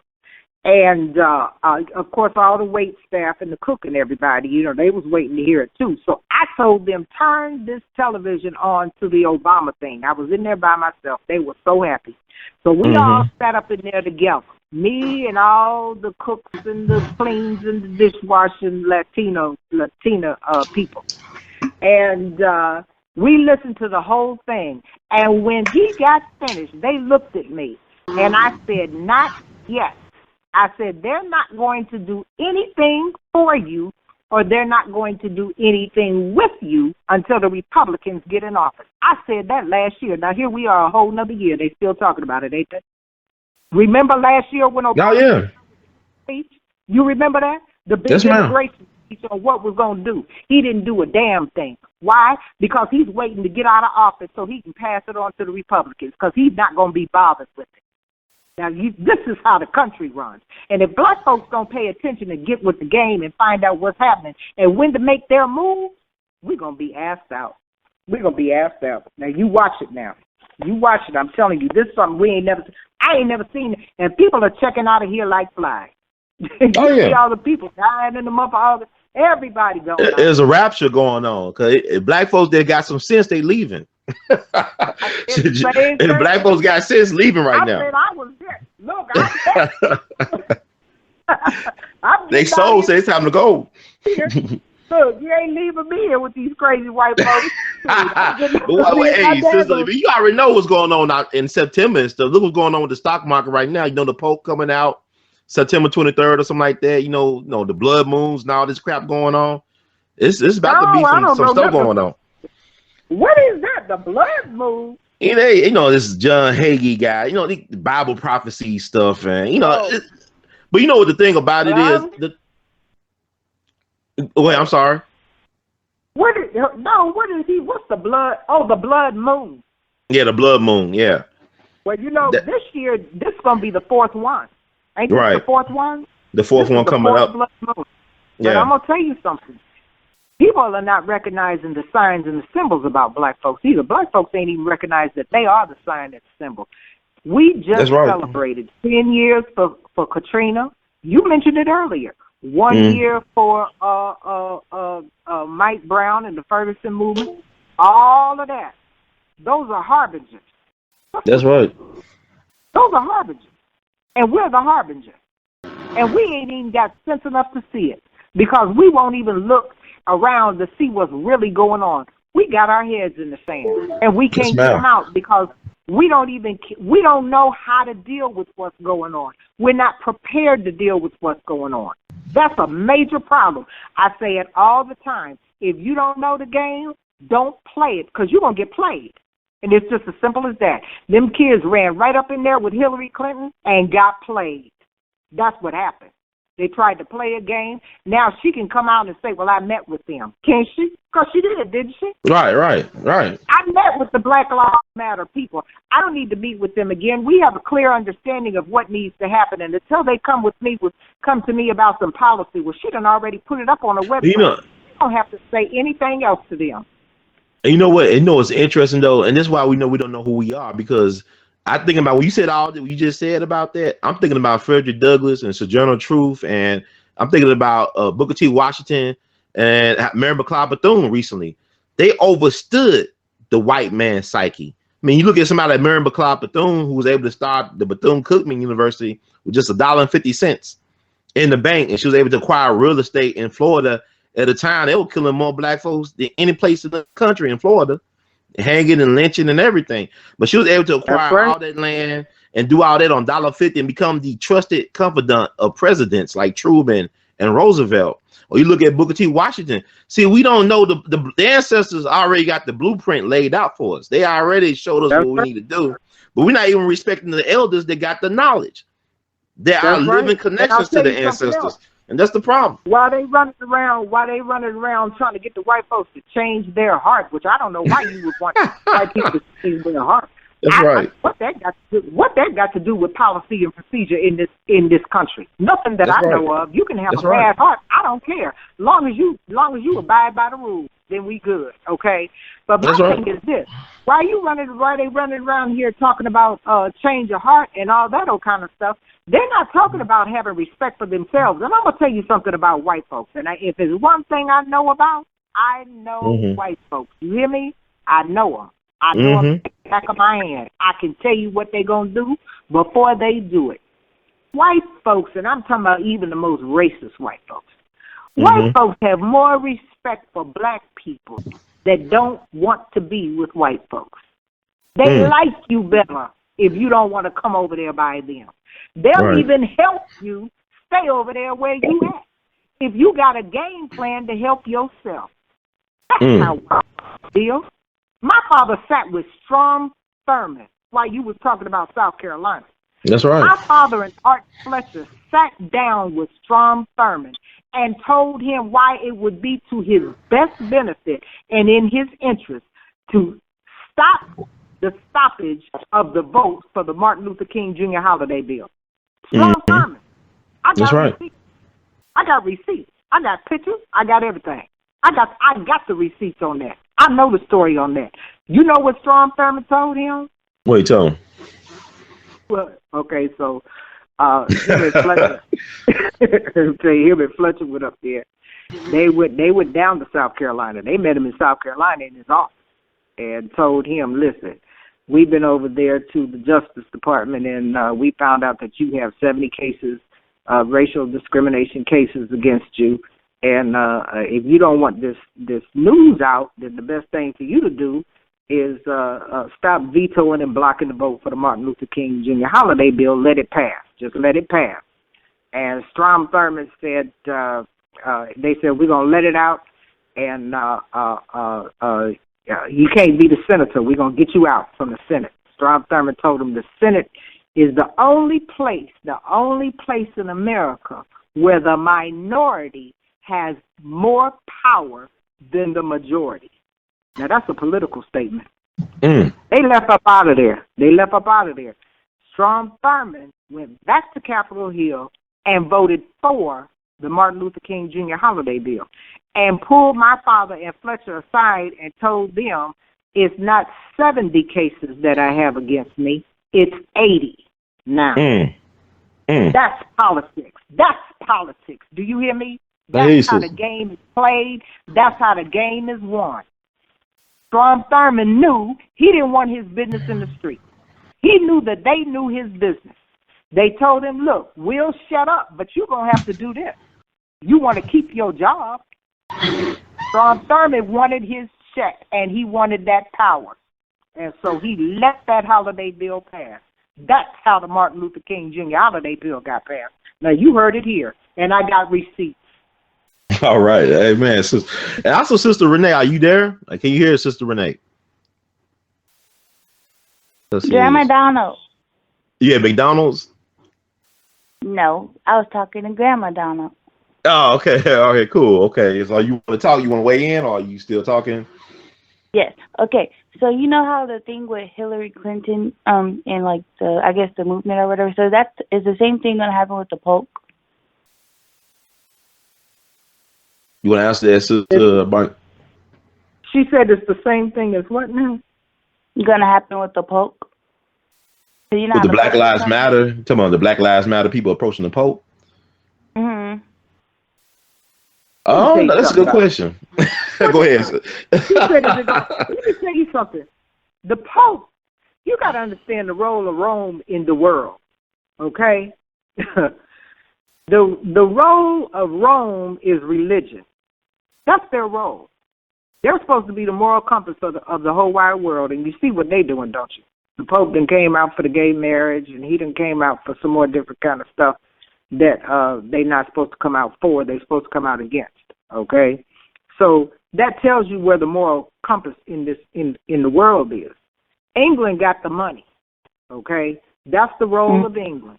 England's job is to have the money. That's why the Queen got the crown jewels and the big palaces and all that kind of money, and she's a monarch, okay? What's the role of the United States? We are the war machine for the country. That's what we do. Those three countries together work in unison, okay? They don't care nothing about no Black Lives Matter. You understand what I'm saying? They can meet with the Pope if they want to. It don't matter, just like they met with Hillary. It ain't going to matter. You understand what I'm saying? Now, look, now let me tell you how it breaks down, okay? Now, I done gave you the overall. Let me give you something specific on how it breaks down. They get ready to come up with that Iran deal. Now, let me tell you something about that. The ink is probably dry because they was hashing out the last minute stuff. I got the whole thing over here. I could tell you all about the Iran deal now. I could tell you everything coming and going about that Iran deal and could have told you about it 5 or 6 months ago because I got the paperwork on it. So I know what the Iran deal is about, okay? And it's nothing like what you all are talking about on television, okay? It's all about that oil. It's about that oil and it's about the World Bank. There are 3 countries left in the world that do not have a World Bank. Iran is one of them. And when this treaty, when this deal goes down, watch and see if the World Bank don't come over there and set up shop and set up business. Watch it. Now you heard it here first. Watch it. What you think? That's what this is about. That ain't about no nuclear stuff. They can get nuclear stuff all day long. All they got to do is get their money together. Anybody will sell it to you. Yeah. They didn't bankrupt the country that much where they can't get that oil and sell that oil together. Trust and believe that. Okay? Iran got money than y'all think they do. Okay? That's why they can push America to cut this deal. And America say, yeah, we'll cut the deal if you put the World Bank up in there. You see, they didn't talk about no daggone hostages. Even the white folks, even the white folks, hostages don't mean nothing in this deal. And that was a negotiating tactic anyway to put up there so the Senate and the Congress got something to talk about and distract America. That's all that's about. Yeah, the Pope, they can meet with the Pope and shake his hand, and the Pope will tell you how much he's on your side and Black lives do matter, but all lives matter. You'll hear it. Everybody is important and matters. Remember, that's the moral compass of the country, and those are also the people who are supposed to believe in the King James Bible, and those are the same people that said it's okay to have sex with little boys and girls, because they ain't talking about that. Right. That they're going to meet with anybody. Don't you think they ought to be meeting with some of them victims? They ain't talking about that no more, though, are they? Mm-mm. Okay? That's the moral compass of the world. Now, that's what the Pope's role is. And truth to tell, that Pope was the one who had the paperwork that brushed it up all up underneath the carpet for the Pope before him. Now, who was in charge of that investigation? The same Pope they getting ready to go meet now. But he'll meet with them because those girls are lesbians that started Black Lives Matter, and he believes in homosexuality. So they on common ground. Wow. Well, Sister Renee, are you there? Trying to get Sister Renee. KC, are you there? Yeah, but that's something to be. That's why it's so important to have different media outlets, because they're not. It's unfortunate, and I was looking at the coverage of the situation in Virginia. Like, that's the only news going on in the world. You talking about Iran, you talking about what's going on with the financial crisis going on right now in Europe, and it's about to come over here. It's already over here, but people are so distracted. And I was looking at the Virginia thing, and it's like, even with the South Carolina thing, what happened with the church, you got the people, the media, like CNN, they're telling you how you're supposed to feel about people. Oh, that's a bad guy. He's just plain evil. They're not telling you facts or anything to help you understand it from a critical point of view. And a lot of us are not really aware about how even our local government works, let alone, like, you talking about the world stage and geopolitics and all this stuff. We're not even just good with basic civics. Sister Renee, are you there? They can't even get the mayor. They can't even get the mayor out of Ferguson. Yeah, I'm talking about. Yeah, we can hear you. They can't even get George. Okay. They can't even get I had to hang up and call back. Hello? I'm sorry. Go ahead. I've been trying to say something. Go ahead. I'm sorry. I didn't mean to cut off whoever was speaking. I'm sorry. Yeah, Sister Barnett. Oh, we want to hear from you. They can't even get George Zimmerman to shut up. Now, now that's where we are as black folks. Because I'm going to tell you something. Back in my day, when we was hitting the ground and demonstrating and acting a fool, we burned every damn thing down. We burned it down and fired shots. Why you think they had hoses, police dogs, bombs, and every daggone thing else they put together? We cut a fool. Yeah. Ain't no way George Zimmerman ought to be walking around talking about, you see what happened to the last one that hit me, don't you? You see what happened to him? I called him out. I said, no, what happened? Come tell me. He ain't gonna answer me. He ain't gonna talk to me. I'm crazy. Well, go ahead, Sister Renee. Start talking about Black Lives Matter, and and the Queen was so on point with so much of what you said. It was just on point. And that is a few things. To me, the Black Lives Matter campaign, that's all just to cause more confusion.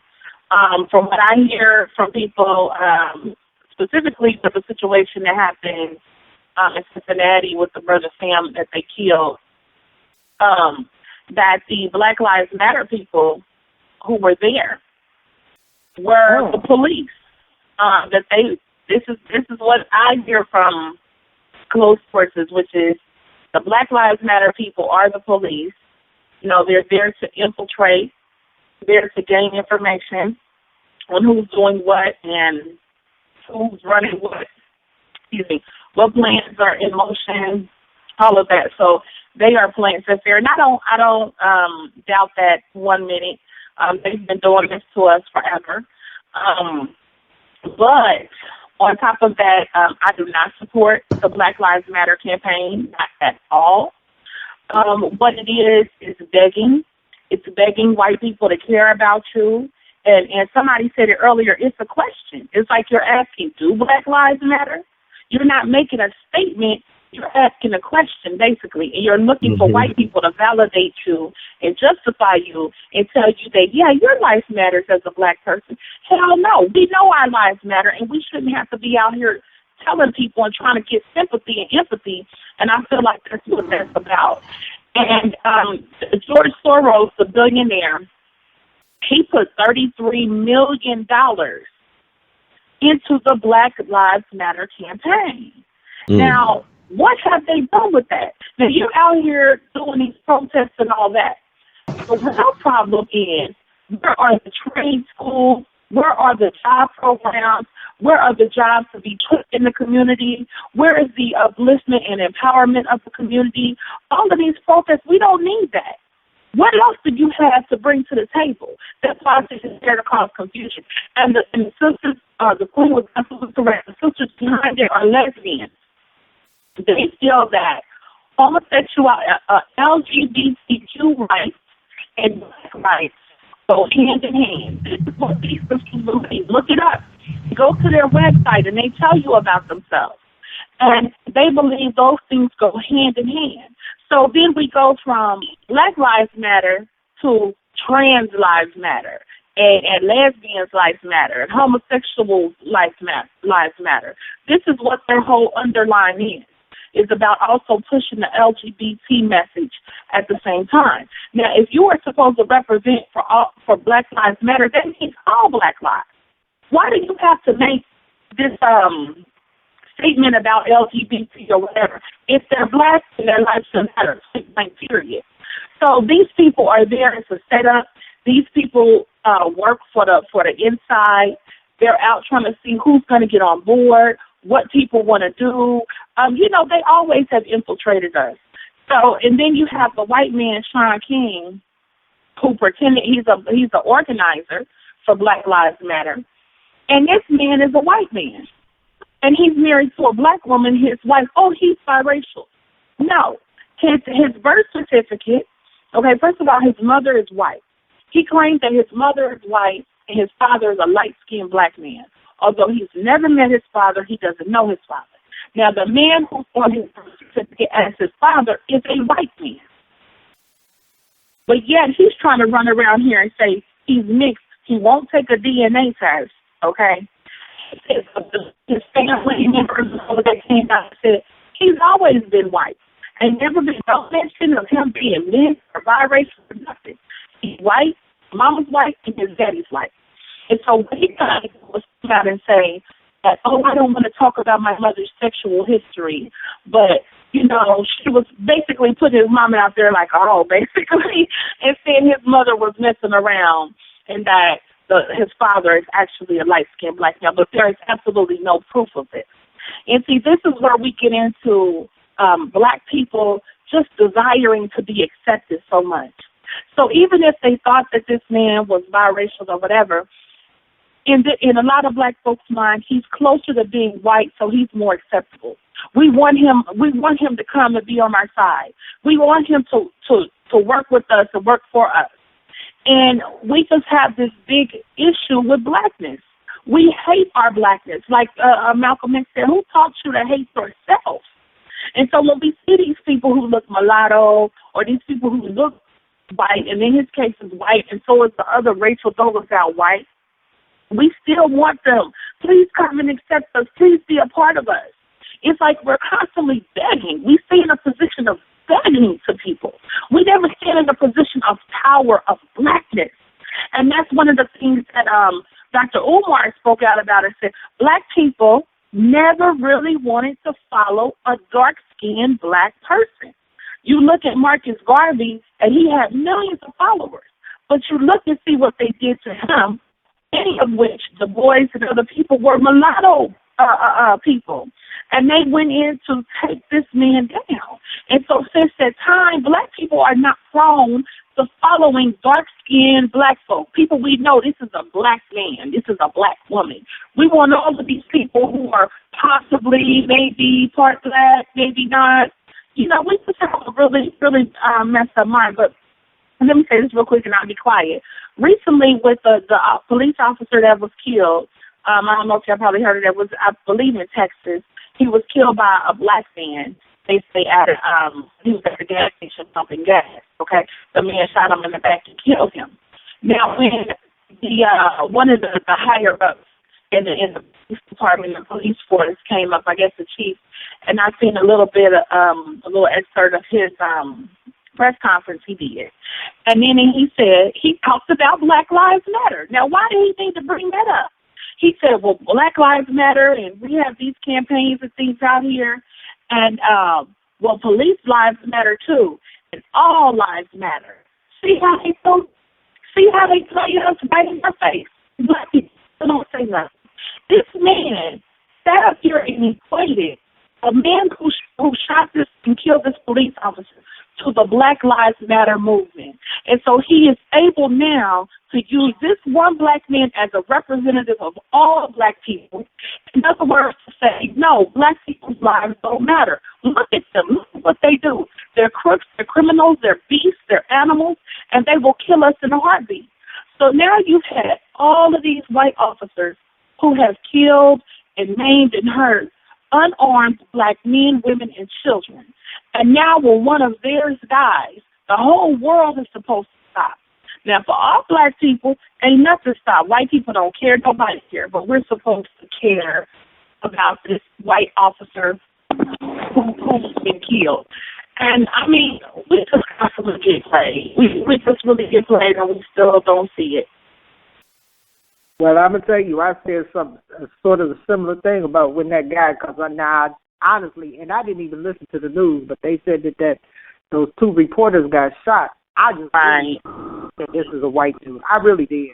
I had stereotyped him as being white, which just lets us know how much we have assimilated to these white people. Yes, ma'am. Right. Yes, ma'am. So, but then when they said that he was black, I said, well, I'm going to just say it like we say it in the neighborhood. They got shot. Ain't that what we say when somebody gets shot? We say they got shot. That's what we say, right? That's right. So that's what I have to say about them. They got shot. Right. But they showed you the level. We're supposed to have so much empathy and sympathy for these white people, which, by the way, I don't know if you've seen it, but that group Anonymous put out a video saying that was a false flag, that wasn't real, that those people got killed. And they actually have video now. They have actual video of the shooter's perspective of what happened. They have both videos up of what they had, and they played the audio from both things. And what it was is the man, this was all a setup, they're saying, and a man came up, which, by the way, his hand was white. It wasn't even that of a light-skinned black person. It was a white hand. But anyway, the man came up with a gun, mind you. He come up the stairs to where they at. Nobody sees that he has his gun. Everybody's just standing there going on, do-do-do-do. And he walks up and he stands there for a minute. And then he just starts shooting. But it was blanks.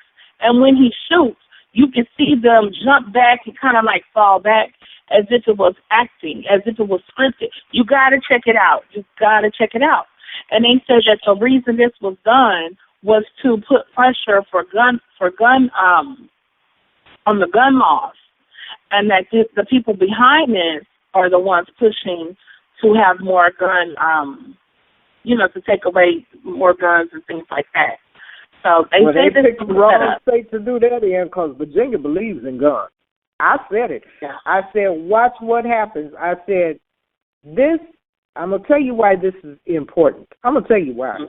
Because you have two white reporters, and they're in the state of Virginia, for no other reason than that. If you had two white reporters in the state of California, or two white reporters in the state of Utah, or two white reporters in any other state, the story would play out differently. But they're in Virginia. That makes a difference in this country. And Mr. Hurd, you was talking about Virginia earlier, wasn't you? Mm-hmm. He was talking about Virginia being... Yeah, I heard Ron saying something about blue blood racism. It is the bedrock of the Confederacy. It's the bedrock. That's why it makes a difference. Yeah. And you know what? My mom said it, and I agree with her 100%. She said, now he killed a blonde-haired, lily white woman. You know you going to go down. You don't mess with the white women. See, this is something I talk about a lot, and I put in my book. But is that when it comes to the white woman, a white woman is placed on a pedestal by the white man. She is defended to the utmost. She is respected to the utmost. Well, not always respected really, but she's definitely defended and protected. And the reason for that is, first of all, it's not because they love and care and worship this woman so much, okay? The white man realizes something that many, many black men today, African American, if you want to call it that, black men, do not really realize today. Many of them don't realize. Which is that white men know that to continue the system of white supremacy, to continue white privilege, and to continue their legacy and heritage, it has to come through that white woman. It has to come through the white woman's womb. The white woman produces the white child.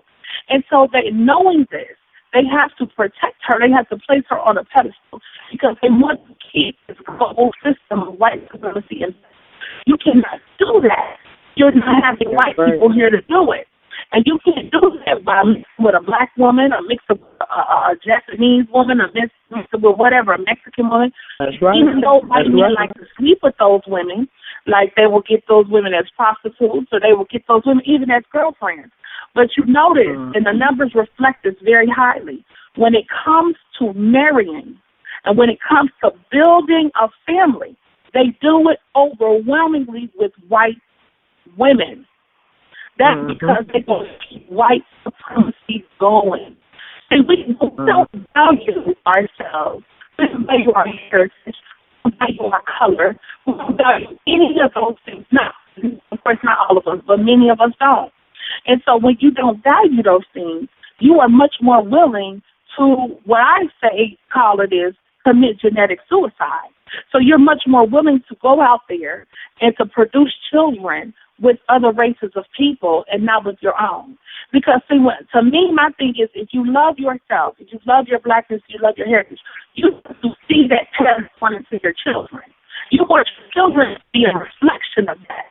And see, when a black person goes and they produce with a white person, the child is not a reflection of them. The child, mulatto, the child will look mixed. You may see this child has some blackness in it, but it's not going to be to the level you have this, let's say a man like Tyrese, and he goes and he has a baby with a white woman. That child is not going to be immediately identifiable with Tyrese because you have gone outside of your own race, outside of your own natural partner, which is a black woman, to produce. So you don't pass on black heritage. And then those mulatto or those mixed children can go on to reproduce. A lot of times now they're reproducing with white people, going back in the direction of whiteness. So then we continually water down our blackness. We continue to lose our blackness because we're not valuing it at the basic level. I'm going to tell you this. My cousin is a clinical psychologist, and she did some research years ago, and then she updated the research on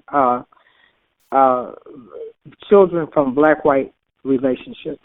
And what she discovered years ago and what she updated her research to say was, and this is just a synopsis, is that those children are confused. And she did the study 20 years ago, and she said they're confused. And she updated the research and looked at it again, and she said they're still confused. She also did some research on children of same-sex parents, and she said they're highly confused, and they have a higher suicide rate. And so what we do to our children is something horrendous in this country. We don't care anything about our kids. We throw them away. We treat them like they ain't nothing. We don't want to teach them nothing.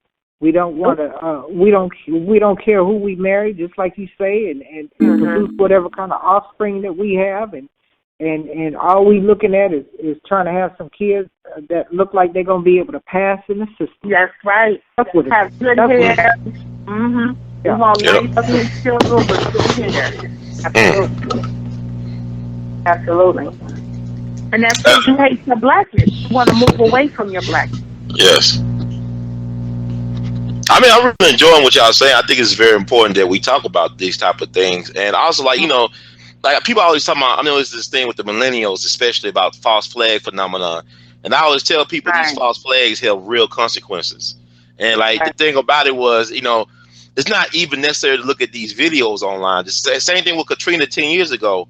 you knew stuff was off because Bill O'Reilly. What's the first thing they were saying?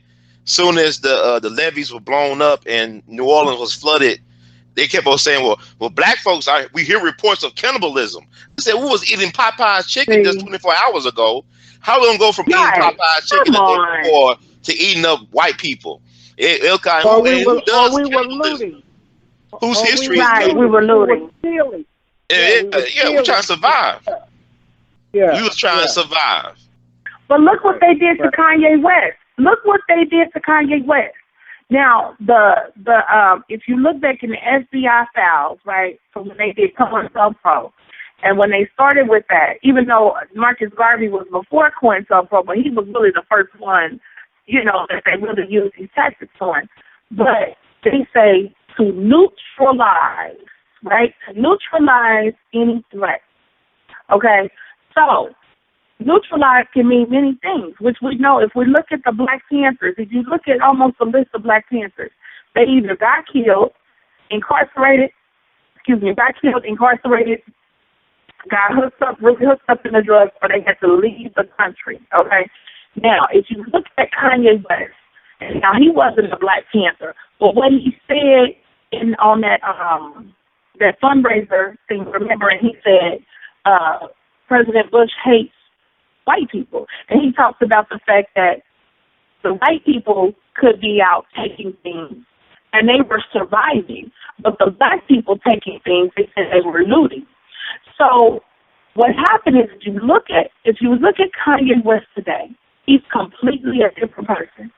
They had to neutralize that man. He had to come down to earth, and he had to go with the flow. He had to maintain the status quo. He had to stop speaking out in ways like that. And in return, he was able to get so much more fame and so much more money after that situation. They had to neutralize his voice. They gave him the horror of Babylon. They gave him the horror of Babylon, absolutely. They did. But I'll tell you something about that Red Cross thing, because I watched it. I saw it live. And he stood up there with Mike Myers. I will never forget it. And Mike Myers had to say his piece because it was something they hurry up and put together to get some money. Right. Mike Myers said his piece, and Kanye West was supposed to say his. Well, Mike Myers was signaling, when it came time for Kanye to say his. Kanye said, George Bush hates black people. Doesn't like black people. You remember? Yeah, definitely. Yeah. He put a period on it. And And Mike Myers didn't know what to say or do. No, his face was like, when he did a startled double take. Wait a minute. In television, they got a signal, and it's like a flash across the middle of your throat. That means cut. Mike Myers kept signaling cut, but he was doing it a certain kind of way. Like, so they cut the commercial. They cut the commercial, and they put some other people on. And when they came back, they cut that entire thing out. And when they came back, it was as if Kanye West had never said a word. That's and right. they didn't show him no more. Hey, but the thing about Kanye West, he didn't do that in a vacuum. That's part of our tradition. You go back to Eartha Kitt when she confronted Lady Bird Johnson in the White House. In the White House over Vietnam War. If you go back to what Louis Armstrong did about the Little Rock Nine, when Dwight Eisenhower's response was less than assertive and aggressive, and they want him to do a tour sponsored by the State Department, he said, "Well, I can go to hell." This back in the 50s, he said this.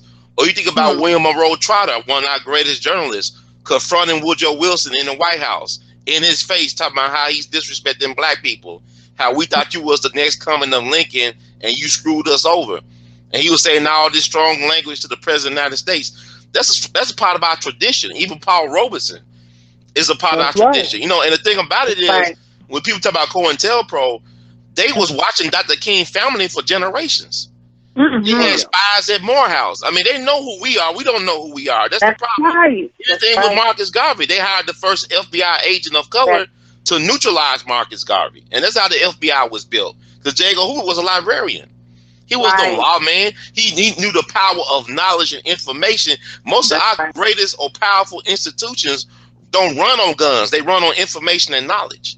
Woo! Whether it be the banks, whether it be the libraries, Right. whether it be the halls of Congress. It's all about knowledge is the currency. It's not the paper and stuff that don't mean it. It's the knowledge. It's like people confuse having money with having power. You can have a lot of power without having money in the bank. Money and power, yeah. But how do you get the money? You have to have the knowledge, I'm right? gonna tell you. Yeah. That's right. That's right. I'll tell you something about that knowledge and that power. I'll tell you something that I was taught. Is who you know till you get there. And when you get there, it's what you know. So that means that you need to know something. You need to know something before you get to where you're going. That's knowledge. Because if you know it and you have a way in that door, even if you have to build a back door, because, you know, we good at building the back door, okay? Even if you have to build a back door, when you get there, if you can use that knowledge, then that turns into wisdom, okay? And that's the key. That's the key, okay? You need some more different keys.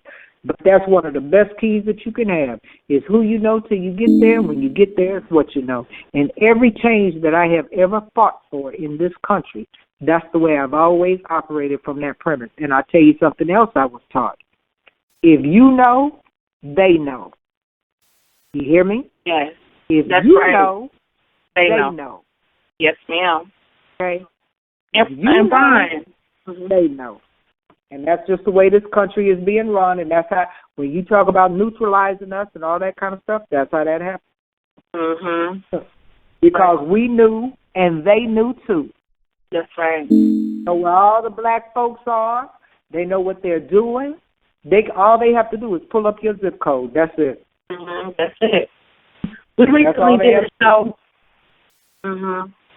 We recently did a show on COINTELPRO, and the show kept getting cut off, and we couldn't start to do the show. Finally, we got to be able to do the whole show.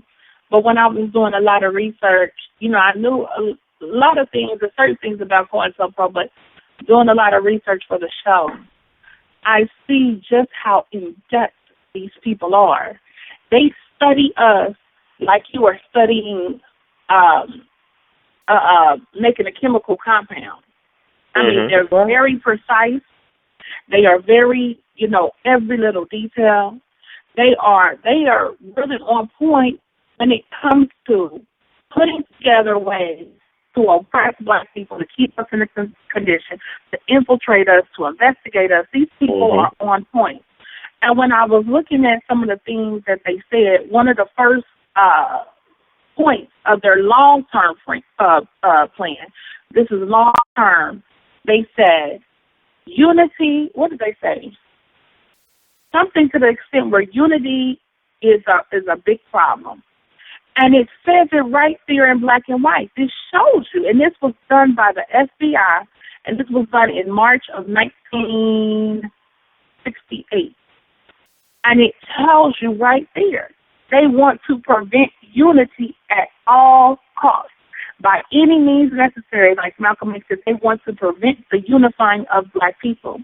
They said when it comes to a black leader, you got to do three things to discredit them. You have to discredit them to the, I think they said kind of like the regular black people, the average black person. You have to discredit them. You have to discredit them to white people. And then lastly, you have to discredit them to their followers.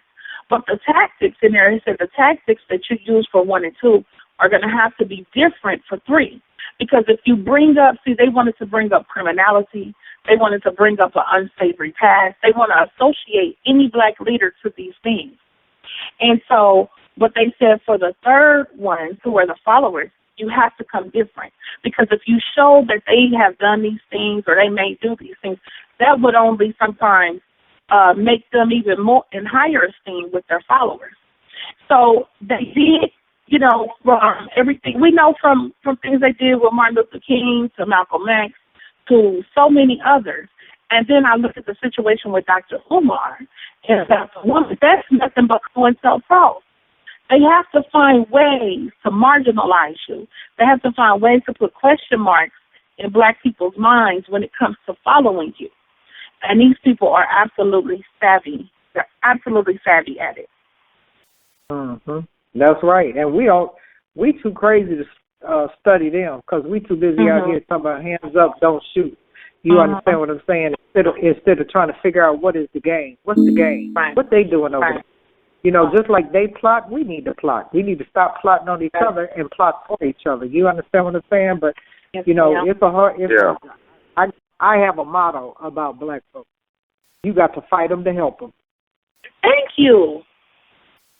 And that's so awful, but you're right. Yeah. You got to fight them to help them. And those of us that know how to fight and help, we don't have a choice. We got to fight them, and then we got to help them. That's what we have to do. Because guess what? Everybody is called, okay? Anybody can get called, but everybody can't get chosen. It takes a special person to be able to go out there and fight the good fight and fight it for a lifetime.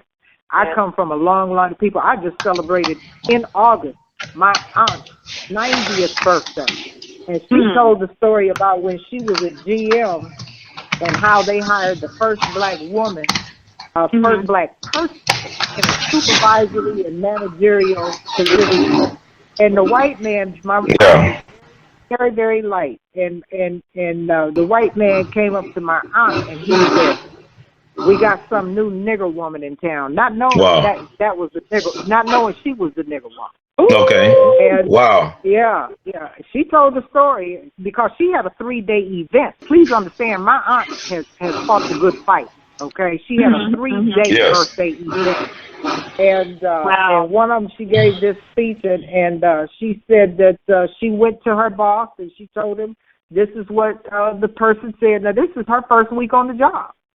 And this is what the person said, and she said, "I'm going to fire him." And that was the first firing that she ever gave to a white person in her life. She fired him. He came back. She said, "I'm the nigger woman that you spoke of. You're fired."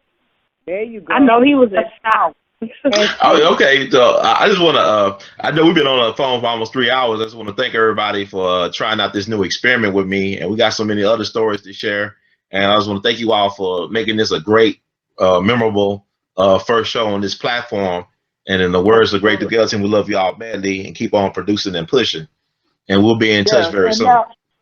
And Mr. Hurd, you know, I'm going to get baby girl as soon as she comes up, can come up for air. Okay. To do an interview with her, and we're going to talk about that because she needs to tell her story. Definitely, that's why I believe in this. Black media empowering ourselves and unbought and unbossed. We need to start getting back to that point where we got some backbone, because it's really unfortunate that we're this weak right now. But it's been like, these false victories, the Trojan horses of victories that we celebrate. We are people that love to have a good time, but it's always at our expense that we have these good times, and it's to our detriment for generations to come. So it's time to get serious right now. So I want to thank you all for being serious-minded and also caring enough about the people to serve the people and to love the people regardless of how they don't love themselves. Sometimes our people. Yeah. So, we got to fight them to help them. We got to fight them to help them. Yes. And thank you, Queen. You were always so on point. Thank you, and I just love to hear from you because you just tell it straight, no chaser. It is what it is. I will thank everybody. Thank keep on doing as well. We'll be in touch. God bless, and look for me in the whirlwind, and I look for you all in the whirlwind as well too. All right. All right. Peace. Peace, everybody. Peace.